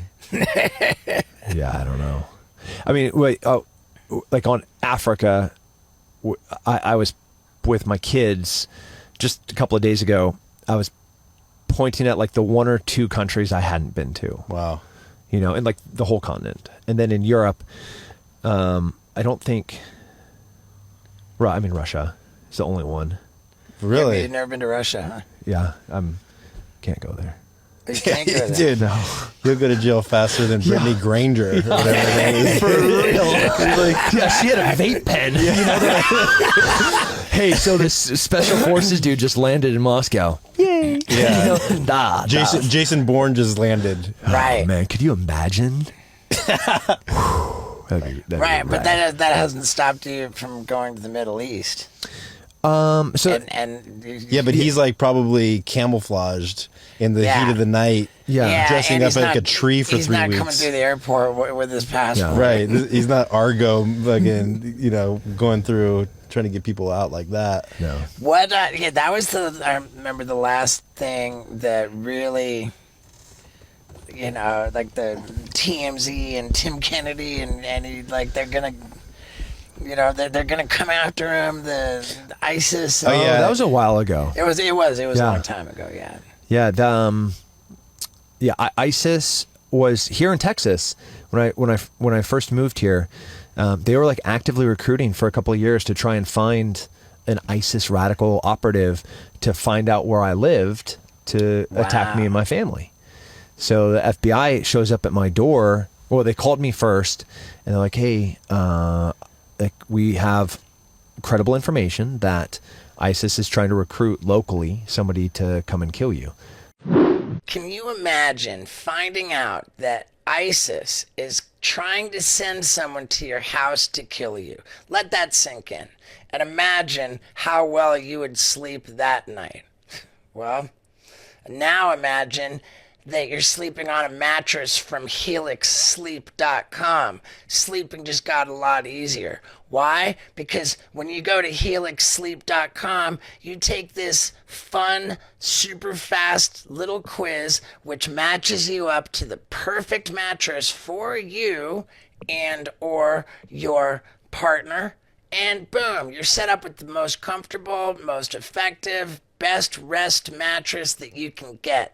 And if you go to helixsleep.com/Stevo, you get up to $200 off all mattresses plus 2 free pillows when you get one. Man, oh, by the way, that is only for the listeners of the Wild Ride podcast. Man, I love Helix. I love their mattresses. I love their pillows. And I love you guys. So let's all come together and get that disgusting mattress out and that killer, perfect new mattress from helixsleep.com in. So, one more time, for up to $200 off of any mattress plus 2 free pillows, it's helixsleep.com/Stevo. Now, let's talk about these guys trying to kill Tim. I was like, this is awesome. Amazing. He's like, I've been waiting for this. Seriously, like I have to fly so many terrible places to find these people, and you're telling me that they're going to come to Texas? Like, I couldn't have been more ecstatic. And they're like, I'm sorry, you don't understand. I'm like, no, you don't understand. It's fine. Everything's fantastic. And the guy's like, okay, we're going to come talk to you. So whatever, like the field chief, the station chief, like the boss here, came over with one of their agents and like, hello, Mr. Kennedy. I was like, yes, this is great. Fantastic. They're like, well, please don't do anything rash. So I called my friends at Fox News, and I went on Fox News and I told my address live on live television. Wow. I was like, I live at 9500 Cedar Crest Drive, Austin, Texas. Send whoever you want. Just know that you're never going to get them back. Like that's it. And like I said that live on television. God, dude. And my wife left me for a moment. Really? Yeah, she was so mad at me. But I mean, she's been around long enough to know what she signed up for. Like, I had just gotten back from Iraq where we had killed the number 2 bad dude on the planet. Yeah. The number 1 bad guy in the whole entire country, Zarqawi. And she like married me right after that. So. Dude, that's what I've been dying to ask you is, I know you did something about being tortured and like waterboarding just to show like. Those are different things. What? Where you said you did this thing about being tortured and waterboarding, but you like colluded those two. Yeah. Those are different things. Yeah, Well, but is it- waterboarding is not torture, dude. Yeah, that's literally what I was showing. Yeah. Waterboard. Because I always wanted to film a video with Steve like going through like different like He would torture. be bored. He would be bored. If you waterboarded him, he would be like, Then why do people like tap out? I'm barely uncomfortable. It's kind of pussy shit. It I really mean- is. It's not. I'm not gonna say that it wouldn't be uncomfortable, but I just don't think it's visually like impressive or shocking to look It at. is uncomfortable. Yeah. But you are very familiar with discomfort. Yeah, it's kind of like it's like jumping into water and you don't play. Yeah, it is not a thing. I mean, I was waterboarded. Like there's really strict guidelines as to what you're allowed to do when you're waterboarding. In this is the rules of like the rules of what, like war when you capture somebody. no, so all forms of enhanced interrogation, and that's what waterboarding was. And they don't do it anymore. So there's a bunch of enhanced interrogation techniques, but there's a really clear SOPs. Like this is how you do it. This is how it's safe to do it. So you don't drown somebody or hurt somebody. And there's also useful information. So real information is something that's dependable, reliable, and usable. If you're pulling somebody's fingernails out and drilling their hands, is that enhanced interrogation? that is not. That's torture. Okay. And there's no information there because that person would say anything to get out of this, to get out of torture. Oh. Right. My mom's a goose. The sky is purple. You're right, my mom. Yeah, my mom's a goose, and the sky is purple. Like whatever. So that's the fine balance of in enhanced interrogation finding truth, but goal is to put somebody under a really serious external stressors that are constant so that you can decipher truth from fallacy. And if you don't have a status, if you don't have a baseline, there's no way that you'd ever be able to gauge truthfulness from a lie. What about a lie detector test? That isn't always helpful. And when you are trying, so like yes, no questions, lie detector tests and voice stress analyzers, polygraphs, those can be useful. And when the American military and government does it on us for our security clearances, they're like yes, nos. Like, are you an agent for a foreign entity? No. Do you have any business relationships with Russian agents? No. Like real easy, but we also have baselines where they know, and that's like developed over time. So it's not in the field, or it's Baselines meaning like your biometrics, that they know who you are, and like he's always at a 70 for some reason, is at 82 heartbeats per minute. Like that's weird. Yeah.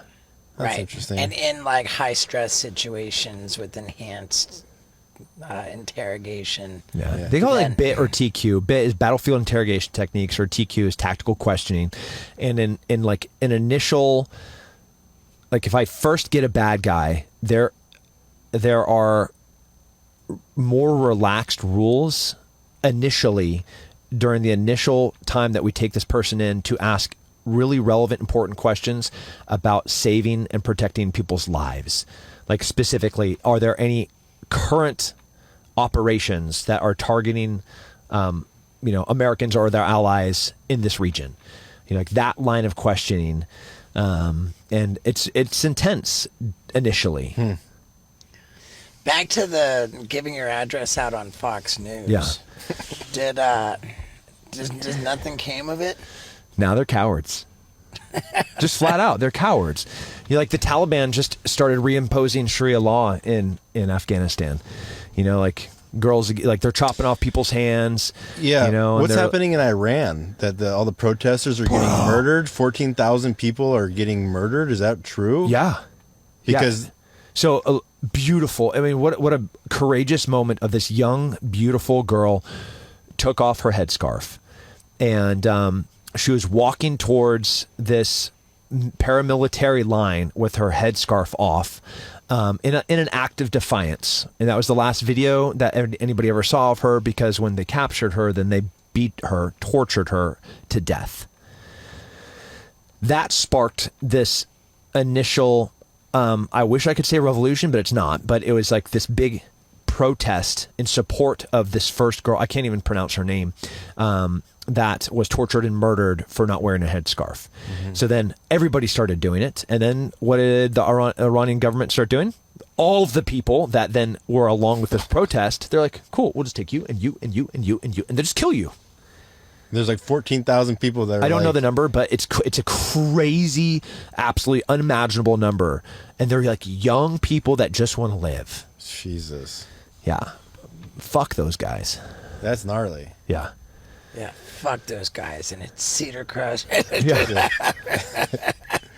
Different assholes, but still assholes nonetheless. Yeah, it's insane. Can we just like get along? Yeah, tell me about it. Yeah, why can't we? Assholes. There's always these outliers, you know? Is it like religion? Religion plays, but like religion does great, beautiful things. Yeah. You know, like the fringe ideas. I'm in Eastern Europe a lot right now, and I was, in Afghanistan during the fall of Afghanistan, and the number of religious nonprofits that were helping the Ukrainians, helping orphans, sending in humanitarian aid to the front lines, medical aid, the Samaritan Purse, and then Afghanistan, like the Argo Airlift and Glenn Beck. Like, I know it's so what an easy dude to throw darts at. That guy spent tens of millions of dollars helping evacuate people out of Afghanistan that were going to be tortured by the Taliban. So like you got the Mother Teresa on one end of the spectrum, and then you have priests molesting kids. Yeah. And like if we're going to throw that all underneath religion, then that kind of sucks. But yeah, in everything in human nature is that spectrum of like greatness to absolute douchebags. Yeah. So I'm sure religion, but also just Humans. Yeah, humans. So when you say that you're in Eastern Europe a lot, like that's related to the Ukraine conflict. Yeah. Yeah, I got back like 5 days ago. And I went straight to honey. Someone Jesus. Someone was saying that the Ukraine war is like the longest running, like something like since World War II. Like, It's older than that. The people that built Moscow were from Kyiv. right, but the just this one war, What, like conflict? it's this conflict. Well, didn't Vietnam go for like 20-something years? Yeah, I mean, Yeah, but like I don't know if I forget what the metrics were, but like it's like we don't appreciate in America like the gravity, the extent of this conflict in Ukraine. Ukrainians started training in resistance a generation ago. They started teaching kids as young as 8 years old, and it was really easy for propaganda-wise the Russians to label fascists and Nazis because of the things that they saw in schools. And what we saw in schools was the Ukrainians training their young men how to prepare to fight, and a lot of those things out of context look very like authoritarian and very fascist, and like the worst enemy of a communist is a fascist. And the Ukrainian government was training their young men to prepare for exactly what happened, which was a Russian invasion across an internationally recognized sovereign border, and mass murder, war crimes of like absolute genocide. They're trying to erase a race right now. And everything that we're seeing in the news about how the Russian troops are just like pussies and like their bombs weren't exploding, they're, and they're, like they're abandoning all their stuff. They're like just losing, retreating. is that the media spinning it? And A little bit. I mean, they're a third world country with nukes. Russia is. These Russian troops were in bad health. Like bad dental health, bad vision, bad skin, old equipment. Seeing them firsthand, you're like, good. Right. You're a soldier, especially like seeing American soldiers that have like great equipment, and they're healthy and they take physical tests, and then every year they have dental and vision. You're like, all of our soldiers are very, like the vast majority are very, very healthy. And then you go over there like, what the heck? What is wrong with you? Yeah. But it's a number game. The Russians can throw bodies at this problem for forever. And it's also a way for them to get rid of certain populations within Russia that they want to kill. So that's where their draft comes in? Yeah, that's right. Their conscripts are the poor, ethnically groups that they don't care about. So they'll like design the draft to bring in ethnicities? That's right. Wow. Not like a little bit. Like that's 100% correct. Wow. Yeah. So that's Communism, bro. It's bad. It's not really, really, really bad until you get to see what it's really like and how bad it is. Where there's somebody that's like, all right, we're going to take 300 conscripts and I'm going to handpick the groups and ethnicities that these people are coming from. Yeah. wow. Now, Welcome to the party. in like if we look at America on the other side, I think one could argue that there are certain changes that really, really need to be made. Safe to say I'm pretty passionate about this point I'm making right here, because change does need to be made. And the first change that I'd like to see made is no more plastic polluting the environment. I mean, for God's sakes, what's that plastic mountain in the middle of the ocean the size of now? Africa? for God's sakes, we've got to bring an end to plastic, and there's one company leading the charge. That company is called Liquid Death. I am an ambassador for Liquid Death because I believe in what they're doing. I believe in drinking a lot of water, not soda. And I believe in their infinitely recyclable tall boy cans, which, again, it's just water, but man, does it look like a beer. And that is just a lot of fun, man. I'm buddies with the CEO of Liquid Death, and he's tickled every time he hears from a principal or a teacher, hey, your child came into class drinking beer. He's like, yeah, dude, don't be scared. It's just water. And don't be scared of infinitely recyclable aluminum because it's way better for the world than plastic. So, dude, plus this mango chainsaw is my favorite of the killer new flavors. And if you order from liquiddeath.com/Stevo, you get free shipping on all of your water and your merchandise. And their merchandise is equally hilarious, by the way. Plus, water is pretty heavy. So they're going to pay for free shipping for you to order their killer water and be saving the world. For the love of God, dive onto this deal right now by going to liquiddeath.com/Stevo for all this killer beer-looking water that's super good for you and super good for the environment. Free shipping on everything. liquiddeath.com/Stevo. Now, let's talk about changing the world some more. But those changes... Flat tax. Right, like, but Okay. 10% Oh, that's perfect. across the board. I love right, it. there's a lot of changes I think we could agree need to be made, but they'll never be made because they're inconvenient to the American, the The standard American politician? Yeah, well, nobody's going to vote for somebody who's going to do what needs to be done. Yeah. What do you want to see done? Like universal health care. How about like a universal basic income? Maybe that would make sense. Like, who knows? And with like all the fossil for the environment, like it's fucking nuts. It's fucking nuts. And if we're gonna like not destroy the world, then we need to make some pretty radical changes. Yeah, I do think we need radical changes. But the first radical change is a society, cultural one, where people can sit here and talk about things that they disagree with. I'm fairly confident that you and I would disagree on a lot of topics. Yeah. And I'm pretty sure that we could sit here like civilized people and talk through them. Yeah. Maybe we agree, maybe we don't agree, but we would definitely find a middle ground where if there was ever going to be a compromise on either part, it would happen between two rational people having a goddamn conversation, which evidently is impossible. Well, yeah, well, if I wouldn't assassinate your character if I didn't agree. You're a bigot. Whatever you're about to say. Go on. Exactly. Yeah, you're a racist. That's what happens. Yeah, just like immediately. Like, no, man, just take a breath and listen to this person. And listening takes a degree of empathy and sympathy for me to like try to like look at the shoes and see if I could walk a mile in your shoes while you're talking. Mm-hmm. And then I'll respond. But that's gone. I don't know. It's coming back. Is it? Pendulum doth swings back. Okay.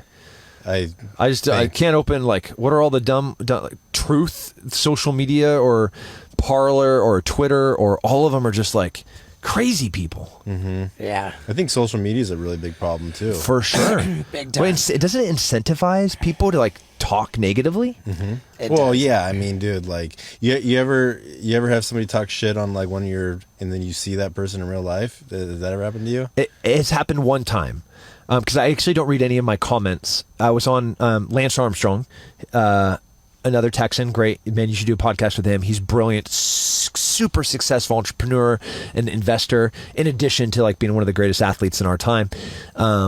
And I was on his podcast, and obviously I'm a freedom forward person, which would include guns.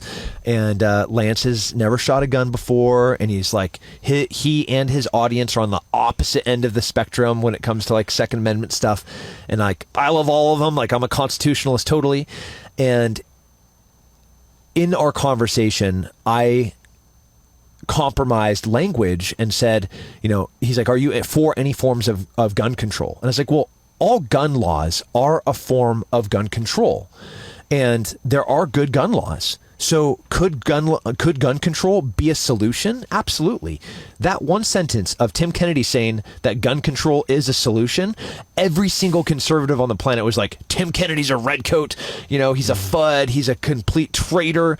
I was like, I was just agreeing with somebody that doesn't speak the same language as me to like, and gun laws are a form of gun control, and we have great gun laws. If you have a restraining order, you can't go buy a gun. If you're a felon, you can't go buy a gun. If you're addicted to some pretty nasty drugs, you can't go buy a gun. If you've been dishonorably discharged, you can't go buy a gun. Yeah. If you've been in a psychiatric ward in the last 5 years, or Yeah, I just bought a lever action, and Oh, cool, great. I ended up buying a bunch of. I like lever action. Yeah, they're fun. Winchester and I got a 4570. Those are heavy to shoot, but yeah, the amount of questions they ask you. But is that state by state? Do they change? Nope, that's federal. So those same questions that I get asked in California, the same everywhere. That's right. A blanket statement across the. Yeah. what percentage of it's some crazy percentage of like gun deaths are people with their own gun? Oh, it's almost everyone, and then the remaining little bit are bad guys using guns against other bad guys. Right. Like the number of gun deaths against like like the gun being used the way it was like intended to be used. Yeah, Yeah. so rare. I mean, Yeah. they're like a diamond. It's wild. To finish that Lance Armstrong story, a newspaper journalist wrote this big thing about how as a traitor, and then posted a whole bunch of stuff online. And then I saw him in person. It was like, oh, Mr. Kennedy, I was like, pause with the Mr. Kennedy thing. You called me a traitor. I've been in the military for 18 years, like, and now you're already like recanting and scooching back. Like, I can pull your article out here. You literally called me a traitor to this country. And, you want to talk about these? No, like, I think it was just a misunderstanding. I was like, it wasn't. You wrote it in black and white. And he just could not be more of a coward. And that's how they all are. Yeah. I mean, that's crazy. Yep. We got introduced to you as when Rogan. American as fuck. Yeah. Yeah, poor Joe. Yeah. Yes. It says American as fuck. Meet Tim Kennedy. He's American as fuck. Yeah. I'm loving Joe and Joe more being in Texas. I can see that. Yeah, he's what it was. I don't know if it was. I don't know that Joe being in Texas changes Joe in any way, even slightly. I think Joe is just very much Joe. Yeah. And it did how great for you. You live What in a Austin. gem. Yeah. He comes to. How often you guys meet up? Not often enough. That guy is so flying all over the world, whether it's UFC or another show. Yeah. Do you miss fighting? Not a bit. Not a bit. What, you were fighting at 185? Yeah. Well, he fought welterweight and middleweight and light heavyweight. That's right. Yeah. Yeah. Wow. For all of your brain damage, it's impressive. Yeah, What's there's a impressive clip. There's a clip going on around you on TikTok where you're like backstage. Is it Yoel Romero? Where you're like, dude, if you're standing, you're ready to go. Or Yep. Yeah, it was a title elimination fight. Michael Bisping was the champion, and I just beat the brakes off of him. And Yoel Romero and myself were the two clear contenders for who's going to fight for the next championship.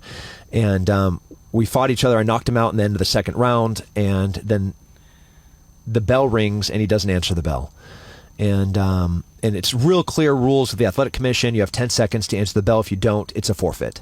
So 10 seconds goes by, 15 seconds, 20 seconds, 30, and he's just not coming out.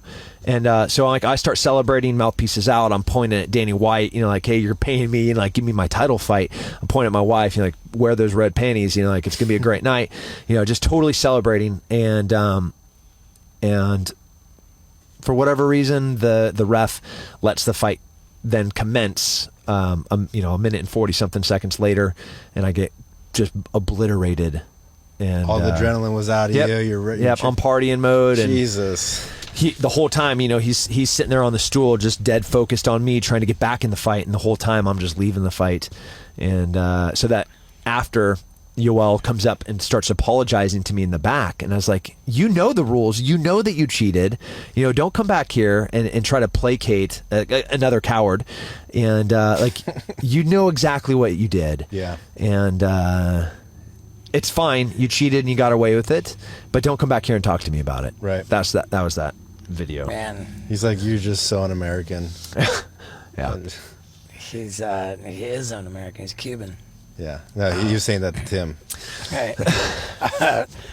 It was a joke that didn't hit well. You watch the UFC all the time? No, not. I have a few teammates and friends that still fight, but as you know, because I've been retired now 4 years, fewer and fewer of my former teammates or friends are still fighting. Cowboy just retired. Yeah. John Jones is coming back. He's a former teammate. He's going to be moving Jackson up. Wink. Yeah, he's going to be moving up to heavyweight. So I'll watch him fight. Yeah. But I don't watch to fight. So you trained in Albuquerque? Yeah. Wait, you're from LA? No, I'm from Central California. Like San Luis Obispo. That's right. Yeah. Okay. And Chuck Liddell got you into fighting? He did. Yeah. He showed up and just mopped the floor with my face. And I was the big fish in a little pond. And then a very talented fish came in here and just humiliated this little fish. And I was like, I don't know what you're doing, but I want to go do it. And that was with John Hackelman and Glover Teixeira and Gan McGee and Cruz. It was just like the who's who of fighting in the day were all like there in San Luis Obispo. Crazy that Glover Teixeira is still going. So cool. Yeah. He's about to fight for the title again. He's 43? 44. Fuck. Yeah. Yeah, what makes him different? Because he's like crushing it right now. Yeah, he had a long spell in the middle of his career where he didn't fight because he had a permit problem. So we'll say he's a late bloomer, but even though he started training very young, I trained with him when he was a purple belt. And but while he was waiting for visas, it was like a 5-6 year time period where his body just didn't get that damage, where he was just waiting. Yeah. So Yeah, Fuck, man. stylistically, also he's now taking damage, but for the past 8 years, he was a hard person to hurt. He wouldn't stand in the pocket because people didn't want to stand in the pocket because he hit so hard. And then, he's a grappler heavy guy. So Yeah. he didn't get a lot of damage, which adds to the longevity of a career. A guy that will just, go toe to toe and bang short careers. Yeah. Right. I was there in the Apex Glover against Thiago Santos. Whoa. Yeah, that he was hurt and came back, and man, I just love it, man. I'm like I watch all of it. Yeah. I wanted to watch this last fight, but I was overseas, so I missed it. Yeah. So you took the picture with were they deer in your truck? Yeah. And like that was, you took it and just texted it to me, like that was that moment. Yep, that was it. Just You're like, yeah. Yep, just finished. That's gonna be one of those is gonna be about 300 pounds of meat. Wow. And that'll feed you for like 2 weeks? No, I'm just kidding. Yeah, family. For like a year for a family of 4. Yeah, every bit of a year. How much does that deer cost you to shoot and fillet up? So here's wild. It was on this big, huge ranch down in Southwest Texas, and this ranch has cattle on it. And the cattle, because it's dry, each cattle, you calculate how many acres per head of cattle do you need to have for that cattle to have enough food. But then you have a big, huge animal like an elk that comes in and eats the grass, you have less grass. Well, the elk also have huge horns. When they go to get into the water trough, it breaks the water trough. When they go to hop a fence, which they can do because they're not a cow, they break the fence and the cows can get out. So the ranchers don't want these elk on their property because it's not good for them to have cattle. So, but there's a lot of us that think that's the most delicious meat on the planet, and we love elk.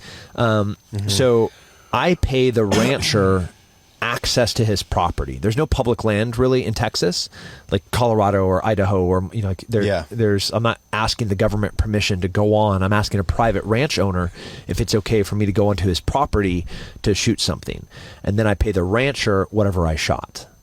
So if you're gonna shoot like a cow, you have to a female elk, you have to make sure that it doesn't have a calf with it, like it's not raising a little one, right? If I'm going to shoot a coal, which is like a genetic male, that's not good.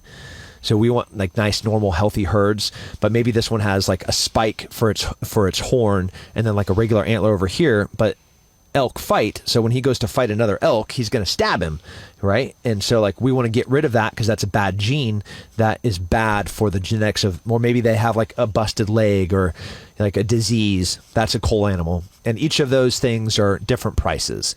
And then a trophy, even that's a bad word for you, me paying that rancher to shoot a big beautiful one that we have like genetically shaped, because we've gotten rid of the bad ones, we've gotten rid of the bad little girls, and we've gotten rid of like the busted up dudes.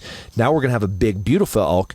I'm gonna pay that rancher the most for this big beautiful elk, which would call a trophy, and I'm just paying the rancher, one, access, and then two, for the animal off of his property. So, but in that case, you're gonna eat everything. Right, you're gonna eat the trophy, so it's not like... Do you eat the heart and just paint the blood on your face like a savage? So the problem, I love my father, and I'm gonna try. When you were born in the late 70s? 74. All right, my man. So like growing up in the 80s, different thing. If I had wounded an animal with my dad, it would be a bad day. So when I shoot an animal now, I double punch lungs, and pretty much their heart explodes because the bullet goes like, it goes through this right here, it comes out here. So they have no lungs, they have no heart. So they're just like walking, eating grass, and like looking over at the other female elk, like, hey, what's up? And then it's darkness. It's just like, it's that. So like, was that a bee sting? And then they're dead. So there's no like ritual you do, like No. you don't say a prayer before you shoot it or anything like that. I appreciate them. Like, I had my 7-year-old son with me, and when we walked up, like it's still hot, and you put your hand on it, and it's like, man, thank you for your life. I value you, and it's like, I appreciate its life, and he's going to give nutrients to my family in his death. It's great. Yeah. But I'm not like on my knees, like, putting blood in there. Fucking Gomer Pyle at the, Yeah. With your relation to law enforcement, like how, like, you got nothing to do with cops. You're military, and it's totally No, I have a lot different. to do with cops. Okay. Yeah. you train them. Right, I do train them, and my brother and my dad are lifetime law enforcement. And in some of the areas that I work alongside of law enforcement. Counter human trafficking, counter drug. Here in Texas, we've had a real problem with the border. Right. And there's a military response, there is a law enforcement response, there's even a civilian humanitarian, because it is a humanitarian crisis when you're down the border. So there's a lot of layers of... Is it scary how few people want to be cops now? Yeah, it's bad. Like how many people are ceasing to be cops? This is a byproduct of society, though. Right. Right? Like, we've demonized them. We've called them murderers, and I will be the first when because that person is in a position of authority, they have to be held at a higher standard. Right? Like, I'm going to expect that person to be more moral, to be more ethical, to have more integrity. Right. And when they don't, we hammer them. Because everybody needs to know that person in that position of authority is there to protect and serve the community that is there, that is theirs. And but what has happened of late is we have, with a very broad brush, painted all of them as criminals. All of them are the guy with the knee on the back of George Floyd. All of them are the racist. All of them are the blah, all of them are the bigot. And now we don't have enough of them. And now crime is out of control. Dude, it's gnarly. Like with the now, like carjackings are so the norm. Yeah. Like home invasion. In where was it, Chicago? You got like fucking gun battles going on, and they're just like, oh, it was mutual combat. Yeah. We're in America, and Yeah. we're like calling mutual combat in a suburb of Chicago. Right. Yeah. Friendly fire. It was a fair fight. It was a clean fight. It was a gunfight, but whatever. Yeah. What the heck? I mean, like, it's getting really scary, and I'm personally very uncomfortable with the way that police have been demonized. Yeah. When they do something wrong, you have to hold them to the standard. But we also have to recognize that these outliers, these rare instances, are just that, rare instances. When you look at law enforcement as a whole, they're incredible servants, selfless servants that are like, they're not there for a paycheck because they don't make enough money. Right. They care about that. There's something in them that they want to protect their communities. You know, like heaven forbid the Uvalde shooting thing ever happens again. But if it does, those people that were like fighting to get in those doors to go to get those kids, like the Border Patrol officers that climbed through windows, that's the heart of a protector. Yeah. You know? And God bless them. Yeah, We need more of them. Well, is that what's going to happen? Then it's like, well, we don't have enough military. We don't have enough cops. So let's send the military in here. Well, we and then still the got this- military did such a good job. Let's send more. And more. But there is this thing in the Constitution that prohibits directly American soldiers operating within the American border. So you have you have a National Guard, which are state assets, which are not federal soldiers. So in the instances that you've seen soldiers like currently on the Texas border, those are Texas National Guardsmen that work for the state. There's So you wouldn't have the Army come in? No. Or Navy or No. Coast Guard? No, never. Nope. Not unless you have ships coming up, you know. Yeah. From North Korea. Yeah. Are we seeing in the military any similar dynamic as we're seeing with police? Yeah. That there's not enough, that people don't want to do it? Yeah. So, yeah, it's like... Are other countries doing that too? Is it like that? Yeah. Like everybody doesn't want to join the military in Russia, and well, I guess you don't have a choice. in some countries. Russia and China, North Korea, you can't take into the pool of. Oh, you're 18, sick. Yeah. You're poor, awesome, cool. Yeah. The benefits that you get for joining the military are very real, right? Dude, amazing. Education, Amazing. Three hots in the cot. Yeah, no, that's jail. It's not jail. We're talking about positive things here. Yeah. Dude, my girls are going to college for free because I went to war and I got the Montgomery GI Bill. So wow. Yeah, my daughters are going to college for free. They get paid like a salary to go to school, and all their tuition's paid for. They paid off my. So like when I joined, whatever school debt I had, they paid off. You know, like you talk about real student loan repayment program. How about you go do some goddamn work for it? Like There I you go. fucking did, because I went and fought for my country. You're like, you can go do that. Anybody can do that. That's available for anybody. So if I had like $90,000 in college debt and I Go join the military. they'll pay it off. Fixed. Fuck. You know, and you get to do something rad. Yeah, go fly see the freaking world. helicopters. Yeah, do you know how many? Like, I have no idea how many countries I've been to in the military. Yeah. You know, like amazing dental. Look at these teeth. It's not you know, bad. when I have a beautiful family that I'm so proud of. My copay for my last daughter to be born was like $3. Yeah. And a fucking elk tenderloin. I did have a rad like battle axe put over her crib that my wife took down. It's now in my office. She wouldn't let me hang it over her crib. Yeah, it was right before you gave out your address. Yeah. that poor woman. She is amazing. How long you been married? 18 years. Wow, Yeah. it's crazy. Yeah. Almost. I'm rounding up. Yeah, that's good. Yeah, she's you don't want amazing. to, good to clarify Right. that. You don't want to get that wrong. All right. Well, Yeah, dude. Do we have to go to the airport? We should go to the airport. Lame. Man. I want you guys to stay in Texas. We'll come It's, back out. Okay, this weekend, I'm teaching a precision rifle course. It's like teaching people how to shoot things really far away. How many businesses do you own? Like me fully, 8. But I own like a bunch of little bits of other companies too. On it? You own part of On Nope, It? nope. Oh, no. No, Live Relentless, which is a supplement line, a competitor of On It. Okay. I worked for On It and marketed for On It, Okay. and I was a sponsored athlete when I was fighting for On It. Right. Still love On It, like great stuff, great people. Yeah. But when they got bought, and Right. like the OG crew of the founders like got replaced, like which always happens. Fair So I was like, peace out, go do my But, own thing. but with your 8 businesses and your pieces of other businesses, like you're just straight killing it. Yeah, life is so good. Life is like really. I get to have like a positive impact to my community, to my tribe that we're talking about. You know, like Right. being able to. Like, my neighbors are going to get coolers full of elk and bison for Christmas. So I said You know, like, deer. I want to go.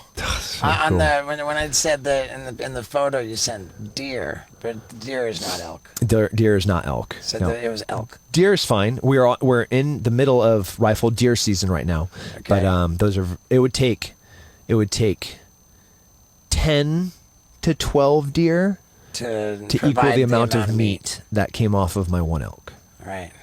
Yeah, it's kind of crazy. So family's great, business is great, Killing it. and military's great. Yeah, it's like I enlisted under Bush and went to war 2 times with Bush, then to President Obama, and then to President Trump and to President Biden. So like I've worked for a variety of different administrations, and there's highs and lows in all of it. But like the thing that I love the most is the work that we do. And I think it's something that is very rarely talked about, is how much good the American military does overseas. Humanitarian aid in Ukraine, building schools in Africa, like building wells in Africa, Right. like and not because there's some strategic necessity or that we need to be the policers or anything, or even that we owe anyone anything. It's just like we're Americans and we can do cool things for people because we're the greatest country that's ever existed. So if you're in a bad way, we'll like run up beaches and climb cliffs and maybe drop a nuclear bomb on you if you're an asshole. But like if you need help, we'll be there. We'll pay for your college. Yeah. Yeah. That's Yeah. cool. It is fuck, cool. dude. That's I didn't realize that, and maybe a lot of people listening might. The student loan repayment program, like that. So you enlist, you have to get through basic training, finish your AIT, get to your unit, Get healthy. You got to do push-ups and sit-ups, Yeah. and all of a sudden your shit's paid Yeah, for. check 3 blocks. Cool, your school's paid for. And then like they pay it off in phases of how long you're in. So like if you're in for 4 years, you actually have to, at the end of your 4 years, they'll write that last check. It's pretty cool. I mean, Super. some people go through their whole life without even paying their college off, I don't understand that. One, why would and what? they don't even finish. Yeah. That's it. I mean, we could talk about that for years. But Yeah. yeah. Well, dude, do I'm- something that makes you happy. Yeah. First and foremost. Yeah, we were really excited about seeing you. Dude, When we came out to Yeah, Austin, we were like, really. dude, let's hit up Tim Kennedy. I haven't sure. slept yet. So I literally got back from Eastern Europe, Man. and then I went to hunt, and I hunted straight for 3 days. You texted me as I was driving back from Southwest Texas, 40, 50 miles from Mexico. And if you can see on my face, like I am going to go to sleep right now. You look great. And I'm going to Dude, sleep for a while. I think you look great. I'm super stoked you're killing it. I love seeing you. And Dude, I thank love you, seeing man. you. Anything I can ever do for you guys, you call me. Dude, you're the best, Yeah. man. Apocalypse happens, come here. Yeah. Oh, yeah. Facial recognition software at your house. Just remember us. You have that. Dude, was that fascinating or what, man? I love that guy. And I love Wee Man, too. We've got this pro model skateboard with both of us on it, and we're doing battle. We're just balls deep in trying to figure out who can come up with the most awesome skateboarding footage. And, dude, I came up with this idea. I was like, what's a silly, relatable thing? And I thought about skip roping. I'm like, what if I have a skip rope, but I'm riding a skateboard and I'm ollieing through the skip rope. I didn't even know if it was possible. I had no clue. And honestly, I felt pretty hard a couple times trying it. But dude, I ended up like 5 skip rope jumps in a row. It was like ollie rope. You know what, Paul? If I can check it on here.